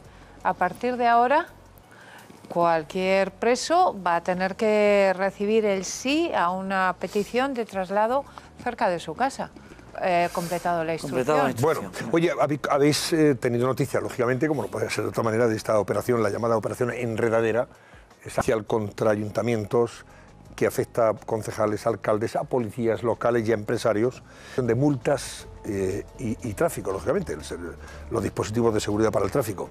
Se han practicado registros en estas últimas horas, hay requerimientos de información sobre la concesión de aplicación de gestión por parte de para los dispositivos de seguridad, etcétera, etcétera. Y vemos que, bueno, por ejemplo, entre otros ayuntamientos se ha investigado también el de Ogrove, en Galicia, y aparece además, en fin, con unas cantidades enormes de los supuestos amaños que se han hecho para sacar dinero de los contribuyentes y fundamentalmente de los automovilistas. Ahí lo vemos, la Enredadera investiga a Ogrove tras el accidente de automovilistas europeos asociados y tiene más datos. Anoche nos acompañaba y nos decía cómo se actuaba para sacarle la hijuela a los automovilistas fundamentalmente, y tiene más datos sobre el particular. Muy buenas noches, Antonio. Pues cuéntanos, Mario. Pues fíjate, te cuento con los papeles en la mano. Yo tengo aquí el contrato 2014 a esta empresa investigada con esta presunta trama de corrupción. El contrato dice literalmente lo siguiente: este contrato tenía por objeto la prestación en la implantación de un plan de seguridad del tráfico para dar soluciones a la problemática de seguridad viaria en Pontevedra. Para el cual se solicitaba la instalación, gestión y mantenimiento de sistemas de control del tráfico, sistema de radares y fotorrojo. Pues fíjate, esta necesidad y se justifica esto, pero es que yo tengo aquí los datos obtenidos de la Dirección General de Tráfico de cuántas multas el año anterior, el año 2013, tengo que, por situar al oyente, este es un municipio que tiene 11.000 habitantes, 7.300 conductores, y en el año 2000 denuncias con pérdida de puntos y se retiraron 138 puntos. 138 puntos. Bueno, ese año no se produjo ningún muerto. Bien, al año de implantarse este famoso sistema, que se establecía una comisión del 31% de lo recaudado, es decir, uno de cada tres, pues se pasó de 54 denuncias a 1.344, es decir, hubo un incremento de un 2000%. Es que se produjeron 0 fallecidos, 4 heridos graves y 34 heridos leves. Es decir, el plan de seguridad vial que se aprueba y que establece para mejorar la seguridad vial, que el año anterior no había habido ningún herido grave, que se dispara. Pero es que, fíjate, la recaudación que se había presupuestado para ese año 2014 por multas era de 120.000 euros y la recaudación real llegó a 300.000. Al año siguiente, funcionamiento de este famoso plan de seguridad vial, resulta que las multas ya se multiplicaron 1000%, es decir, de 54 denuncias con pérdida de puntos se pasaron a 3.400, se retiraron, pero la recaudación es que se había presupuestado, porque el año anterior se había euros de previsión, ese año pasó ya a 612.000. Esto es la bandera de la seguridad vial que enarbolaban quienes pretendían hacer un contrato que lo que es miento aparentemente legal, pues lo que se estaba disfrazando era un negociete de empresas de automovilistas europeos asociados, y estos son los datos que deben investigarse, porque uno pues no cree que realmente los municipios, y esto es lo grave, que se ha quebrado la confianza en nuestra administración, que enarbola la bandera de la seguridad vial cuando lo que hay detrás es una pura recaudación, y lo que es peor, y eso es lo que habrá que investigar a fondo, es que hubieran volado muchos sobres con corruptelas. Claro. Mario, te pregunto por último, algo muy importante que probablemente se estén preguntando también nuestros espectadores. Esta macrooperación afecta a, no sé si son, varias decenas de ayuntamientos, y hay investigadas pues cerca de 100 personas, ¿vale? Entre concejales, policías locales, alcaldes, etcétera, etcétera. Pero estas prácticas, esta forma de, digamos, de ejercer la seguridad vial en los ayuntamientos, en los municipios, en los pueblos, en las ciudades, colocando estos fotorrojos, estos semáforos para evitar que nadie se salte un semáforo en rojo, que evidentemente nadie debe pero su vida y la de los demás, o esos radares para que vayas a la velocidad adecuada, etcétera, etcétera, dentro de las vías públicas. En la mayoría de los ayuntamientos, hasta donde vosotros sabéis, se hacen con un fin recaudatorio y no para evitar accidentes y salvar. Sin duda. En la mayoría de los ayuntamientos de España. Te respondo así. Sí. Te respondo así de claro. Fíjate que en España se formulan cada año alrededor de 15 millones de denuncias. Y aquí se ha estado enarbolando esa bandera de la seguridad vial para crear en la opinión pública y sacar la foto de que todos los conductores son los delincuentes. Miren, aquí están los datos. Es que no se justifica, y ni los fotorrojos, ni los radares, ni las denuncias por radar tienen justificación. El éxito de un radar estriba en que cada vez formule menos denuncias, y lo mismo ocurre con el fotorrojo, que cada vez formule menos denuncias, porque eso será señal de que hemos evitado la situación de riesgo. Pero es que esto no es así, es que esto cada vez va a más. Es que cada vez hay más radares, cada vez hay más denuncias por fotorrojo, y luego vemos que no tiene correspondencia en la evitación de los accidentes ni de las víctimas. Por tanto, cuando nos hablan de seguridad vial, tendrán que aclarar muy bien y justificar muy bien que realmente el cometido es ese, y no hacer caja, y luego vemos que encima sirve esa caja para que vayan volando sobres con corruptelas. Mario Arnaldo, muchísimas gracias y muy buenas noches. Hasta luego, Mario, presidente de Automovilistas Europeos Asociados. Es verdad, es que ya nos daba, Mario, hace tiempo, nos daba datos, de verdad. Salta ayer precisamente esta macro redada, que además él complementa con datos que ya tiene Automovilistas Europeos Asociados y que afectan a otros municipios, como este de Ogrove, por ejemplo, ¿no? Pero claro, que es una práctica habitual en la mayoría de los... A mí, cuando lo contaba esto, me acordaba una de las noches que yo estuve aquí, que en una entrevista te contó que esto se hacía así. Lo que pone de relieve, que es que en efecto esas denuncias, bueno, esto que contaba Mario Arnaldo, es lo que justamente se estaba produciendo. Me ha impresionado los datos que ha contado. No, es tremendo. El cambio en el número de multas. Un municipio de 11.000 habitantes. Increíble. Eso en 11.000 habitantes y no sé cuántos automovilistas ha dicho. Bueno. Increíble. Pero en esta operación enredadera, yo creo que la llaman enredadera porque está todo muy enredado. Muy enredado. Tanto, por ejemplo, ayer hubo 4 horas de registro en el municipio de Huesca, y encontraron gran lucro ni nada por el estilo.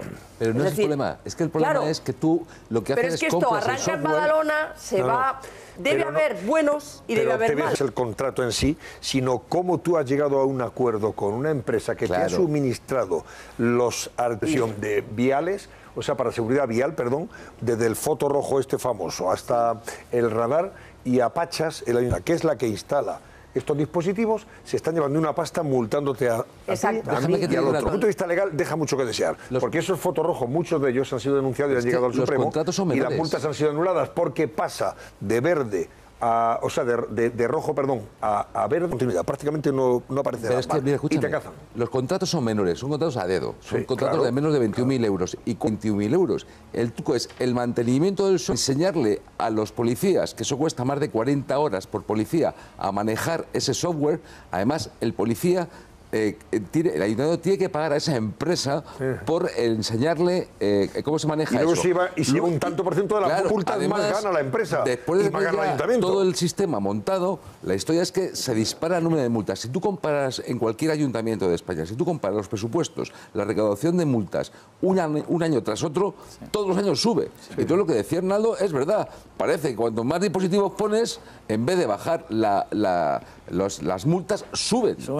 ¿Por qué? Porque no es lo único, tienen solamente un fin recaudatorio, nada solamente más. para recaudar. ¿Había alguna duda de que las multas tienen un fin recaudatorio y no educativo Pero ni vamos a ver. didáctico? No solo los municipios. A mí no me cabía Cada ninguna vez duda. los Lo que yo municipios intento de la decir Red Nacional de es que- Tráfico. Espera, por supuesto que sí. Lo que yo intento decir es que hay municipios en los que sí empieza con un contrato mínimo y después se va desglosando en un montón de contratos, pequeños contratos, pero hay municipios en los que no.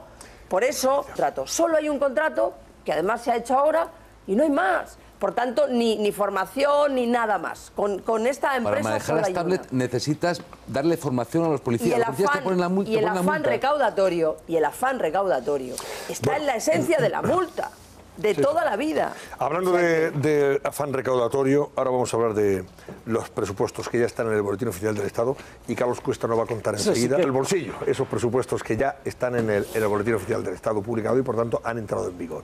Volvemos enseguida.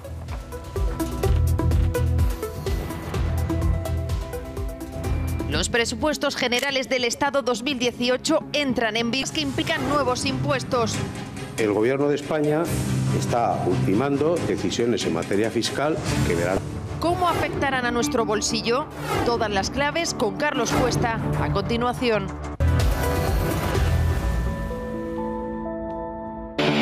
A continuación, les avanzamos las portadas de los principales periódicos que encontrarán mañana en los kioscos. Esta noche... Esto ya está en el Boletín Oficial del Estado. Mañana, por ejemplo, baja el IVA del cine. Efectivamente. Dentro de poquito nos bajan el cine, pero subirán el diésel para que paguemos más por Claro, tú vas montarnos al en el cine, coche. tú vas y al los cine y te padres gastas tendrán menos. 5 semanas de permiso. Mira qué bien. A ver, cuéntanos, a ver qué. Fíjate, tú vas al ¿cómo se va a cine y en traducir el cine esto? te gastas menos, pero te has gastado el doble yendo con el coche. Efectivamente. Un negocio, todo lo que Claro, se dice, denomina te un bajan el negocio. IVA del cine. Dice, ya vale menos la entrada. Pero Claro. como tienes que ir, muchos tienen que ir en desplazarse en coche. Y en breve, muchos tendremos que, claro, pues dice, en ya cuanto pagas. nos suban las cotizaciones ocurrirá que podrás irte al cine con lo que hayas ahorrado, pero como no habrás ahorrado, tampoco podrás ir al cine. Son negocios que estamos haciendo. Bueno, vamos a ir viendo lo que pasa con los presupuestos. Esto es al margen de las cotizaciones, esto es al margen del famoso tema de los autónomos que hablábamos el otro día. Vamos a ver lo que ya está en el BOE, efectivamente, y por lo tanto ya empieza, y además, cuidado, algunos con efecto retroactivo, porque hay que tener, tenemos todos ya con el bañador y el flotador, son los de inicio de este año. Es decir, nos tenemos que ir al 1 de enero para pensar y ponernos en la cabeza lo que está ocurriendo. Rebaja del IRPF, primera cuestión. Va a afectar de verdad, porque luego aquí hay otra franja, pero bueno, esto ya es menor. A los que afecta de verdad es rentas inferiores anuales a 14.000 euros, mileuristas. Los mileuristas pasan a no tener, cuidado, la declaración, es que no tienen que pagar IRPF. Aquella famosa historia de no tener que presentar declaración resultaba que si podías presentarla y te tenían que devolver, perdías la devolución. No, en este caso es directamente que no tienes que pagar IRPF. Por lo tanto, oye, te libras de este impuesto. A partir de ahí hay un tramo entre rentas de 14.000 euros y 18.000 euros, en los cuales va reduciéndose paulatinamente esa desgravación, esa deducción, y acabas teniendo muy poquito. Pero vamos, el tramo gordo, donde se centra esa rebaja de impuestos, rentas inferiores a 14.000 euros. Vamos a ver más novedades de las que nos trae, repito, todo esto con efecto retroactivo, sobre todo la parte de pensiones que vamos a ver luego. Extensión del permiso de paternidad de 4 a 5 semanas a partir del 5 de julio. Una cuestión intransferible a la madre, que esta es la clave. Es decir, para intentar evitar la famosa historia que se lo acabe cogiendo la madre y el padre no lo haga, se pone ya el sistema famoso obligatorio de estas 5 semanas las tiene que coger el padre. no se las puede pasar al cómputo total de la madre. Vamos a ver más novedades que nos traen estos presupuestos. Deducciones familiares. En el caso de guarderías, máximo 1.000 euros de desgravación. Te graves lo que te gastes, lo que te gastes, lo máximo que vas a poder obtener de deducción de 1.200 euros, por familia numerosa 600 euros. Se nos ha quedado un poquito pequeña la de deducción anual, no es que llega mucho, menos de 60 euros, unos 50 euros. Vamos a ver más novedades y estas sí que son más potentes para los funcionarios. Subida del sueldo para los empleados públicos del 1,75 y para que nos hagamos una idea sobre un sueldo de 29.456 euros brutos al año, poner 51 euros brutos, no es que sea mucho, pero bueno, más o menos traducido a año, unos 30 euros brutos. Yo creo que deben ser unos 300 euros brutos. Más plazas públicas también, se va a sacar nueva concertación de plazas públicas, con lo cual va a haber más contratación de empleados públicos. Vamos a ver más novedades, yo creo que ya nos llegan las de las pensiones, efectivamente. Atención porque esta sí que es de las más potentes que hay. Los 30.000 pensionistas van a tener una subida y dentro de esa subida las pensiones de viudedad, las pensiones mínimas, esas van a tener una subida del 3% y el resto una subida del 1,6%. Esto cuando se diseñó es verdad que la inflación estaba rondando el 1,3, el 1,4, el 1,5, bueno, en estos momentos la inflación está por encima del 2, con lo cual esto es verdad que se ha quedado un poquito corto con respecto a la subida real de los precios. Coste que va a suponer para los presupuestos 3.300 millones de euros, estas medidas. Están trayendo estos presupuestos que entran ya en vigor, como decías, Antonio. Bueno, pues vamos a ver qué pasa. Y mientras tanto, el tema de las pensiones. Hoy hemos visto al señor Granados, que ha explicado, don Octavio Granados, el secretario de Estado de la Seguridad Social, que ha expuesto algunas de las recetas del gobierno para pagar las pensiones. Más impuestos y subidas salariales. ¿Cómo lo ves esto? A ver, estamos en la ecuación que hemos explicado un montón de veces. O sea, tú puedes prometer lo que tú quieras, tú puedes plantear todo el incremento que tú creas o que quieras por parte de las pensiones, pero evidentemente de alguna manera va a haber que pagarlo. Bueno, aquí hay una frase mítica y es que el Estado no tiene dinero, evidentemente. El dinero que paga el Estado lo paga de los contribuyentes. Cada vez que sale dinero para algo, evidentemente hay otro dinero que tiene que salir de algún bolsillo. ¿De dónde va a salir? Pues si no tenemos más capacidad de gasto, porque nos lo acaba de recordar Bruselas, tenemos que hacer de hecho ajustes adicionales de 15.000 millones de euros. La única posibilidad, ¿cuál es? Cobrar impuestos. Bueno, pues para cobrar impuestos habrá que diseñarlo. ¿Qué es de lo que se está hablando? Bueno, pues los nuevos impuestos, ¿por dónde podrían ir? Por grandes tecnológicas, ya se ha hablado. El pequeño problema es que esto, la capacidad de recaudación que tiene es la que tiene. Claro. Sacar más de 700, 800 millones de euros es muy complicado. Y estamos hablando de un boquete solo por déficit en las pensiones de 18.000, 19.000 millones de euros. A través de la banca, más de lo mismo. Esto no son cálculos nuestros. Los cálculos que hizo el propio Manuel Escudero en el documento del Partido Socialista hablaban de que la recaudación máxima por aquí rondaba de nuevo los 700, 800 millones de euros. El diésel, aquí sí que ya hay más recaudación. Aquí podríamos estar hablando de unos 2.000 millones, pero cuidado, hablamos de más porque está yendo una capa de población mucho mayor. Es decir, el Partido Socialista está diciendo, no vamos a cobrar a los trabajadores. Hombre, pues me explicará usted en qué van a trabajar los trabajadores. Porque alguno digo yo que irá en bicicleta, alguno irá en patinete, pero normalmente vas en coche. Y el coche, muchos de ellos, especialmente si es parque de automóviles antiguo, sí, normalmente gasta. Son diésel. Nadie suele tener un híbrido en capa de ingresos medios bajos.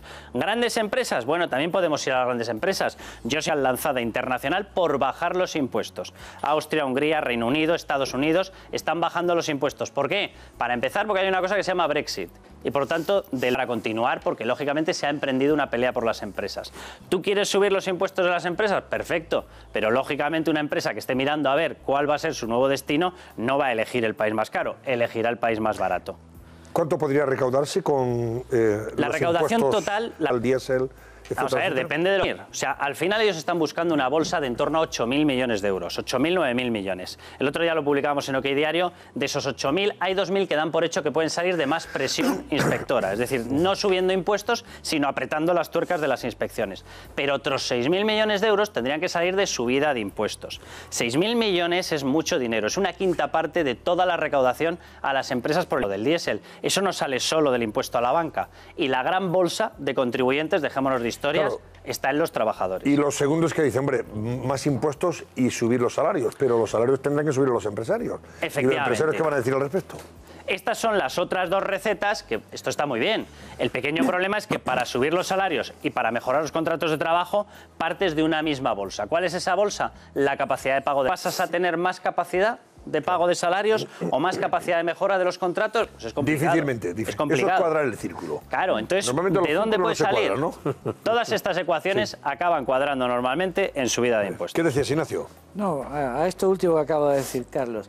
Estás hablando, entiendo, de los presupuestos que han entrado en vigor, es decir... Sí. No, pero esto ya no, ¿eh? O sea, esto es la pelea famosa sobre cómo se va a recaudar para las pensiones. Pero aparte de estos impuestos, de digamos, especiales que tú me acabas de mencionar, cabe también, vía decretito, las subidas del IRPF.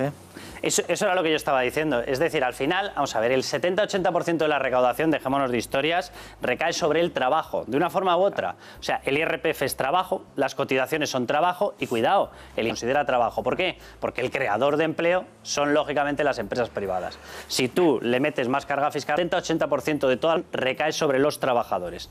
Si tú quieres recaudar una gran bolsa de dinero, y 8.000 millones es una gran bolsa de dinero, no lo vas a sacar exclusivamente de un impuesto a las emisiones. No lo vas a sacar exclusivamente de un impuesto al ciclo combinado si se les ocurriera. No lo vas a sacar de un impuesto a la maremotriz. No. Lo vas a acabar sacando sí o sí de los trabajadores. De hecho, ¿qué es el impuesto al diésel? O sea, el impuesto al diésel va a repercutir en dos colectivos. Los que se desplazan mucho. Normalmente, si la semana tiene 7 días, en fin de semana te podrás desplazar, pero donde tienes el consumo de verdad es en el desplazamiento para ir al trabajo y volver del trabajo. O autónomos o transportistas.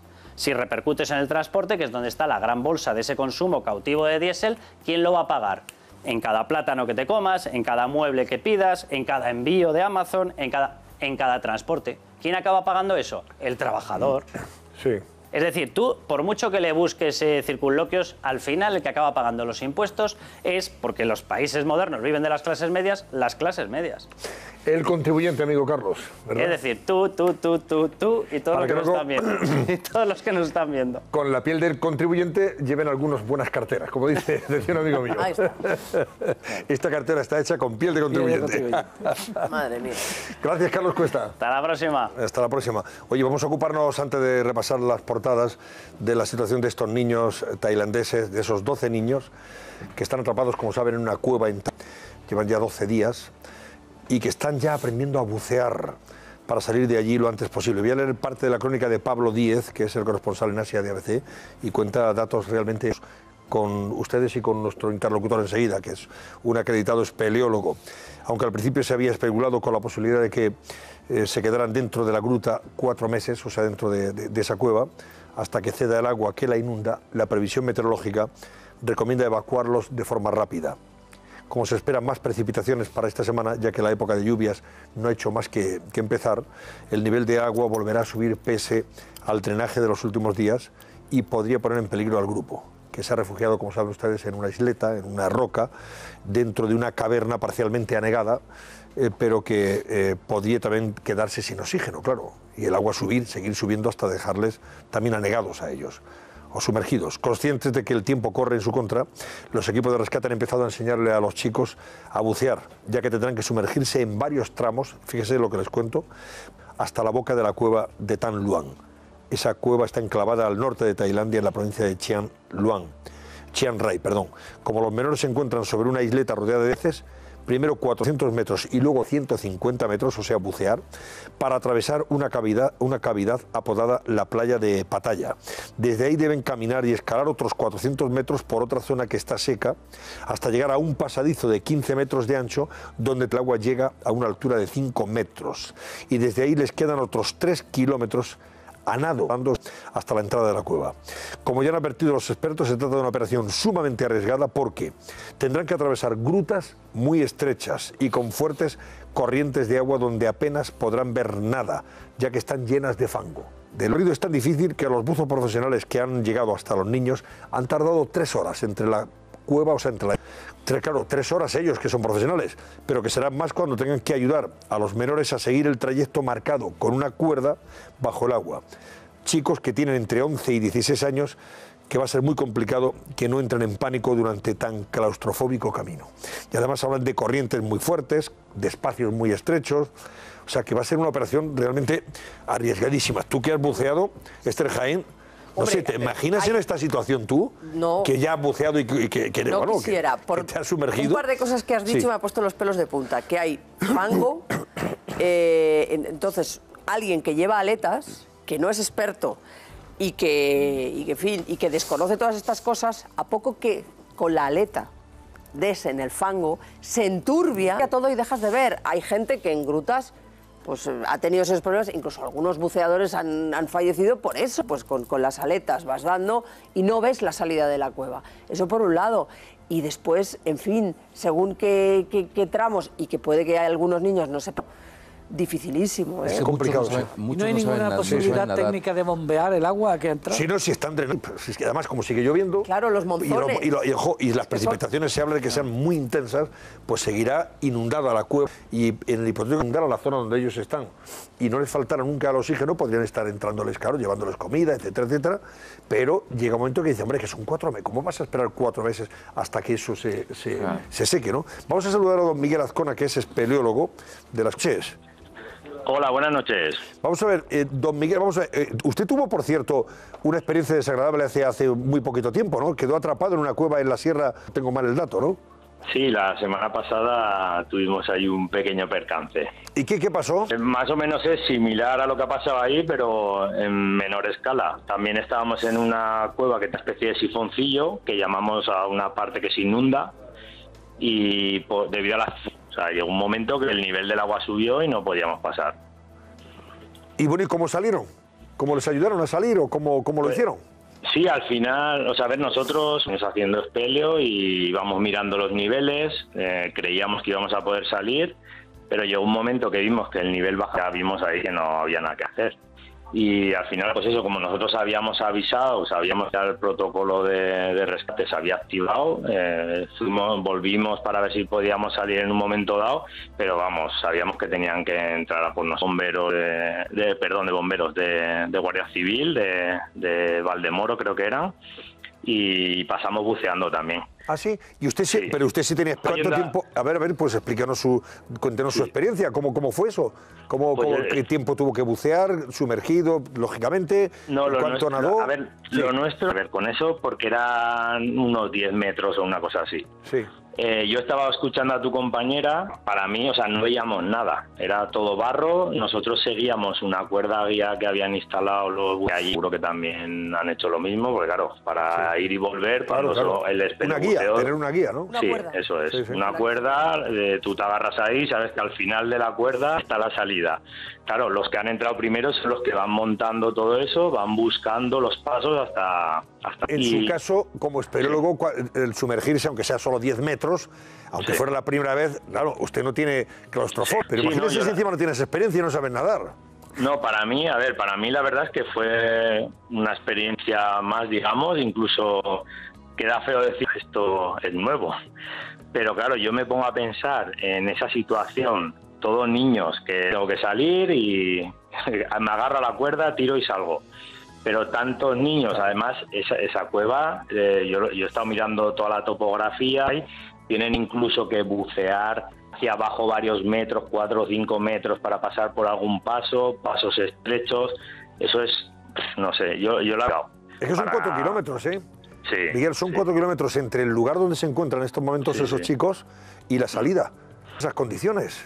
Claro, pero por ejemplo, el tema andar, da igual, porque una vez que vayan pasos inundados, al final ellos, hay muchísima gente ahí, los militares que están ahí, es claro que todos los metros que tengan que bucear, tú a un niño de 11 años, ¿cómo le dices? Mira, ponte esto, sujeta aquí, respira así, tranquilo, que salimos. Es muy complicado. ¿Hay alguna fórmula? Bueno, se hablaba ayer de una especie de...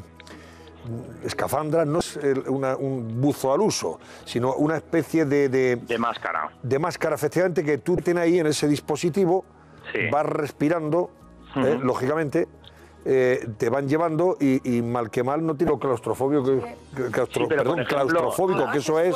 Más consumo de oxígeno. Claro, más consumo de oxígeno. A mayor nerviosismo, más consumo de oxígeno. Y si estamos hablando de trayectos de 4 horas... No, y además por unas zonas muy angostas, donde probablemente es en el que irían el cuerpo de los niños metidos, inmersos, recibiendo el aire desde fuera, por la pombona, lógicamente, también ocupa más espacio, con lo cual, ¿cómo mueves tú esa especie de armario? Pero bueno, yo lo que he leído era que eran máscaras, ¿no? Sí. Que iba a ser una máscara. Que les cubra toda la cabeza, ¿no? Efectivamente. Claro. Pero claro, eso es lo que consiguen, porque claro, una de las cosas, yo por ejemplo, cuando pasamos buceando, nosotros, los buceadores expertos, los espelobuceadores, son los que llevaban la bombona y nosotros llevábamos un regulador con un tubo de 2 metros y los íbamos siguiendo.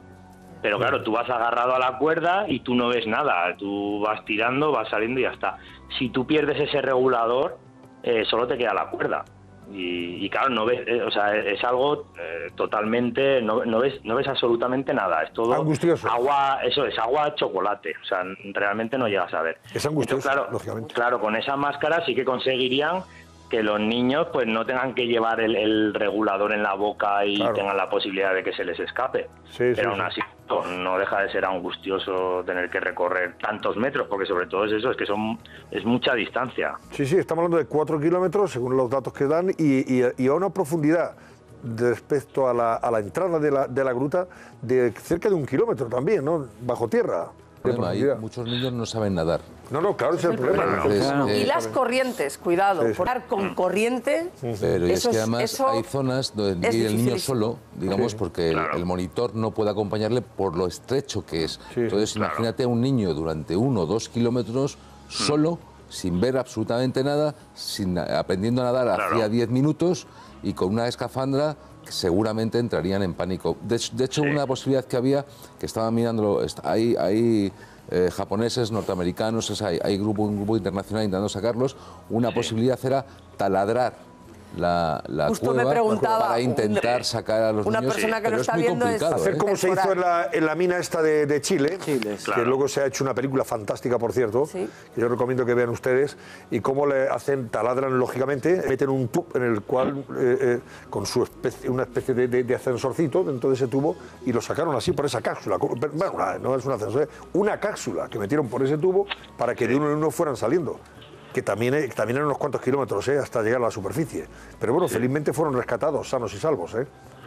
Claro, si tienen la localización exacta de dónde está el punto que puedan pinchar en la cámara donde están ellos, y no hay demasiados metros, es una opción, la verdad, que sería una opción mucho más fácil de realizar, pero yo entiendo que eso lo habrán barajado también. Si no lo han hecho así, si están empezando a enseñarles a bucear, es porque lo ven más factible. Y luego hay que pensar también que es época de monzones. De hecho, yo estaba en esa zona un par de veces y allí cuando cae agua, cae una barbaridad de agua. O sea, no es mucho tiempo, pero caen muchísimos litros de agua. Por eso han concluido en la necesidad de intentar sacarlos, no esperar a que se seque la gruta esta en cuestión, sino que los puedan sacar rápidamente, ante la posibilidad incluso de que se inunde la zona donde están ahora mismo situados, porque eso también se podría inundar e incluso ya quedarse sin oxígeno, que sería ya dramático. Muchas gracias a vosotros, buenas noches. Gracias, Miguel. Pues nada, este es un tema que está siguiendo todo el mundo con especial atención, detenimiento y con mucho, en fin, con mucha sensibilidad, porque estamos hablando de una situación que nadie querría vivir y sufrir. Una pesadilla, es tremendo. Sí, además es excepcional, es de todos estos rescates que hemos vivido, dificilísimos, en situaciones complicadas, rescate con estas características. Dificilísimo, dentro de una cueva, con buceo, niños. Bueno, son interesantes las portadas de los diarios de hoy ya jueves, así que cuyos titulares les vamos a leer y probablemente iremos comentando también. No se lo pierdan, si quieren estar muy al día de lo que vimos.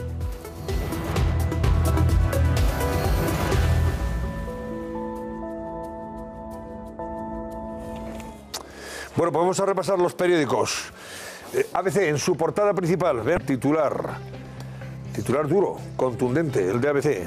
Pedro Sánchez consuma la toma de con los golpistas. Así de duro y contundente es ABC en su portada de hoy jueves ya.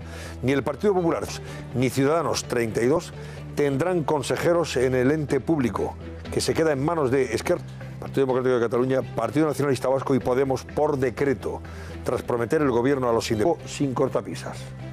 Contundente, insistimos, el titular sobre este asunto, que es el que manda también en todas las portadas. En su segunda portada, ABC muestra a Torra, que eleva el tono pese a la distensión de Pedro Sánchez. Las concesiones de la Moncloa no frenan al independentismo. Le vemos ahí con el lazo amarillo acompañado del director de prisiones de la Generalitat.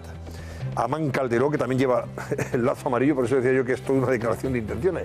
El señor que tiene que velar por la seguridad en las prisiones y porque no haya trato de favor y privilegios para nadie, se posiciona en la prisión de Lledoners, donde han llegado los presos separatistas, con su lazo amarillo, para que no haya duda de que les va...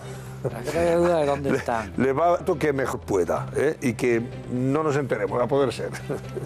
Dice también ABC sobre eso que exige la liberación de los presos, que Sánchez acumula desprecio por parte de Torra y todo su gobierno, a pesar de armas largas para los mozos y acceso a Interpol. Casi nada del aparato. Bueno, pues un tema, insisto, que vamos a ver cómo concluye. Otros temas que lleva ABC en su segunda portada. La Iglesia teme que la asignatura Valores Cívicos imponga una ética de Estado. También habla de la ausencia del PP hoy en Estrasburgo, que pone en peligro la directiva del derecho de autor, o sea que no va a estar el Partido Popular en el Parlamento Europeo, que el PP calcula que 50.000 afiliados van a participar en la elección de los dos finalistas para presidir el partido. La parálisis de licencias de obra en Madrid y Barcelona y la apuesta por el gasto social en los presupuestos abre la puerta a nuevos impuestos.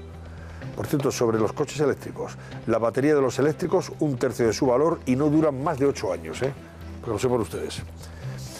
Voy con la portada del Mundo. Sánchez pisa líneas rojas para apuntalar su débil mayoría. También es muy duro el titular del Mundo sobre este asunto. Y se refiere, lógicamente, a la cesión hoy con los separatistas. Abrir el diálogo sobre la autodeterminación en Moncloa, aunque dice que la va a rechazar.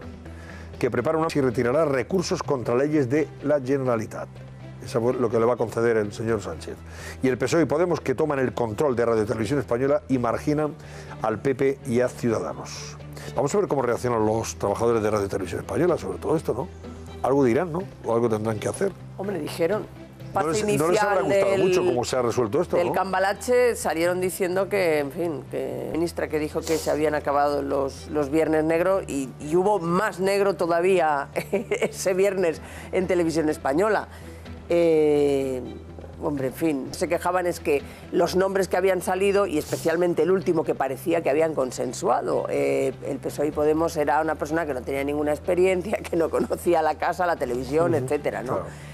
Y que claramente era un nombramiento político. No digo que los de ahora no lo sean, ¿no? Histórico de la casa, quiero decir que por lo menos conoce Radio Televisión Española, o debería, ¿no? Y lo conoce bien. Bueno, más titulares. Dice El Mundo que la Fiscalía de Escocia ha pedido Ponsatí por traición. A ver qué queda la cosa.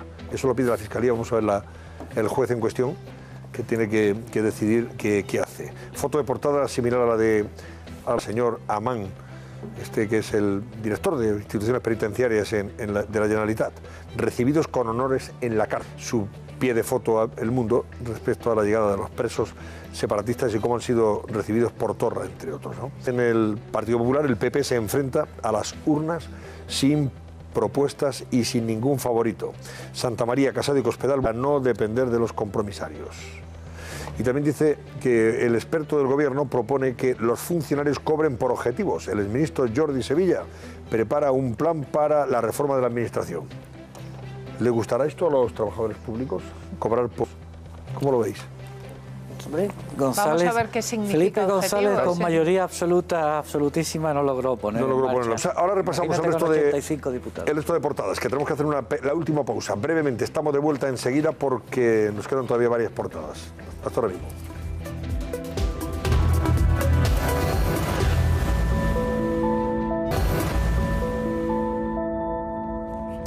Venga, completamos el repaso a las portadas. El País lleva acuerdo con el relevo de Radio y Televisión Española.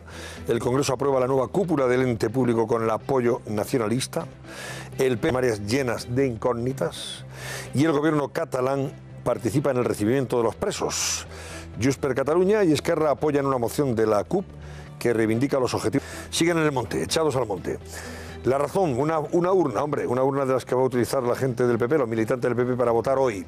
Y dice que el PP pide cerrar filas si el ganador saca 3.500 voluntarios después de la primera vuelta. O sea, que se pongan de acuerdo los dos primeros, el ganador y el que le sucede. Eso es lo que decía Edurne, lo que decía Edurne, sí. La sensación de ruleta rusa marca la jornada de votación de los afiliados hoy en el PP. Radio Televisión Española, Esquerra Republicana permite renovar Radio Televisión Española tras la promesa de dialogar sobre el referéndum. También habla de Torra, que exige la libertad de los presos separatistas y la anulación de sus causas. Y el PSOE, que facilitará que los grupos nacionalistas sigan en la Eurocámara. Voy con La Vanguardia. Se pone al frente de la marcha por los presos. La unión en la cárcel de Lledoners de los líderes del Procés abre un nuevo escenario y Torra desliga el traslado de la cita con Sánchez y pide la liberación de Lledoners. Protesta frente a la cárcel. También habla de la incertidumbre en el primer asalto a la presidencia del Partido Popular. Votan hoy en las primarias con Sal destacadas y Casado intentando dar la sorpresa. Y habla también de Esquerra y del PDeCAT, que permiten renovar Radio y Televisión Española. Sánchez logra con su apuesta de diálogo el apoyo de los independentistas. Si entran en la página web de COPE a esta hora, entre otras noticias, además de las del Mundial, se van a encontrar estas. Sánchez toma el control del Consejo de Radio y Televisión Española gracias al apoyo de Esquerra y del PDeCAT.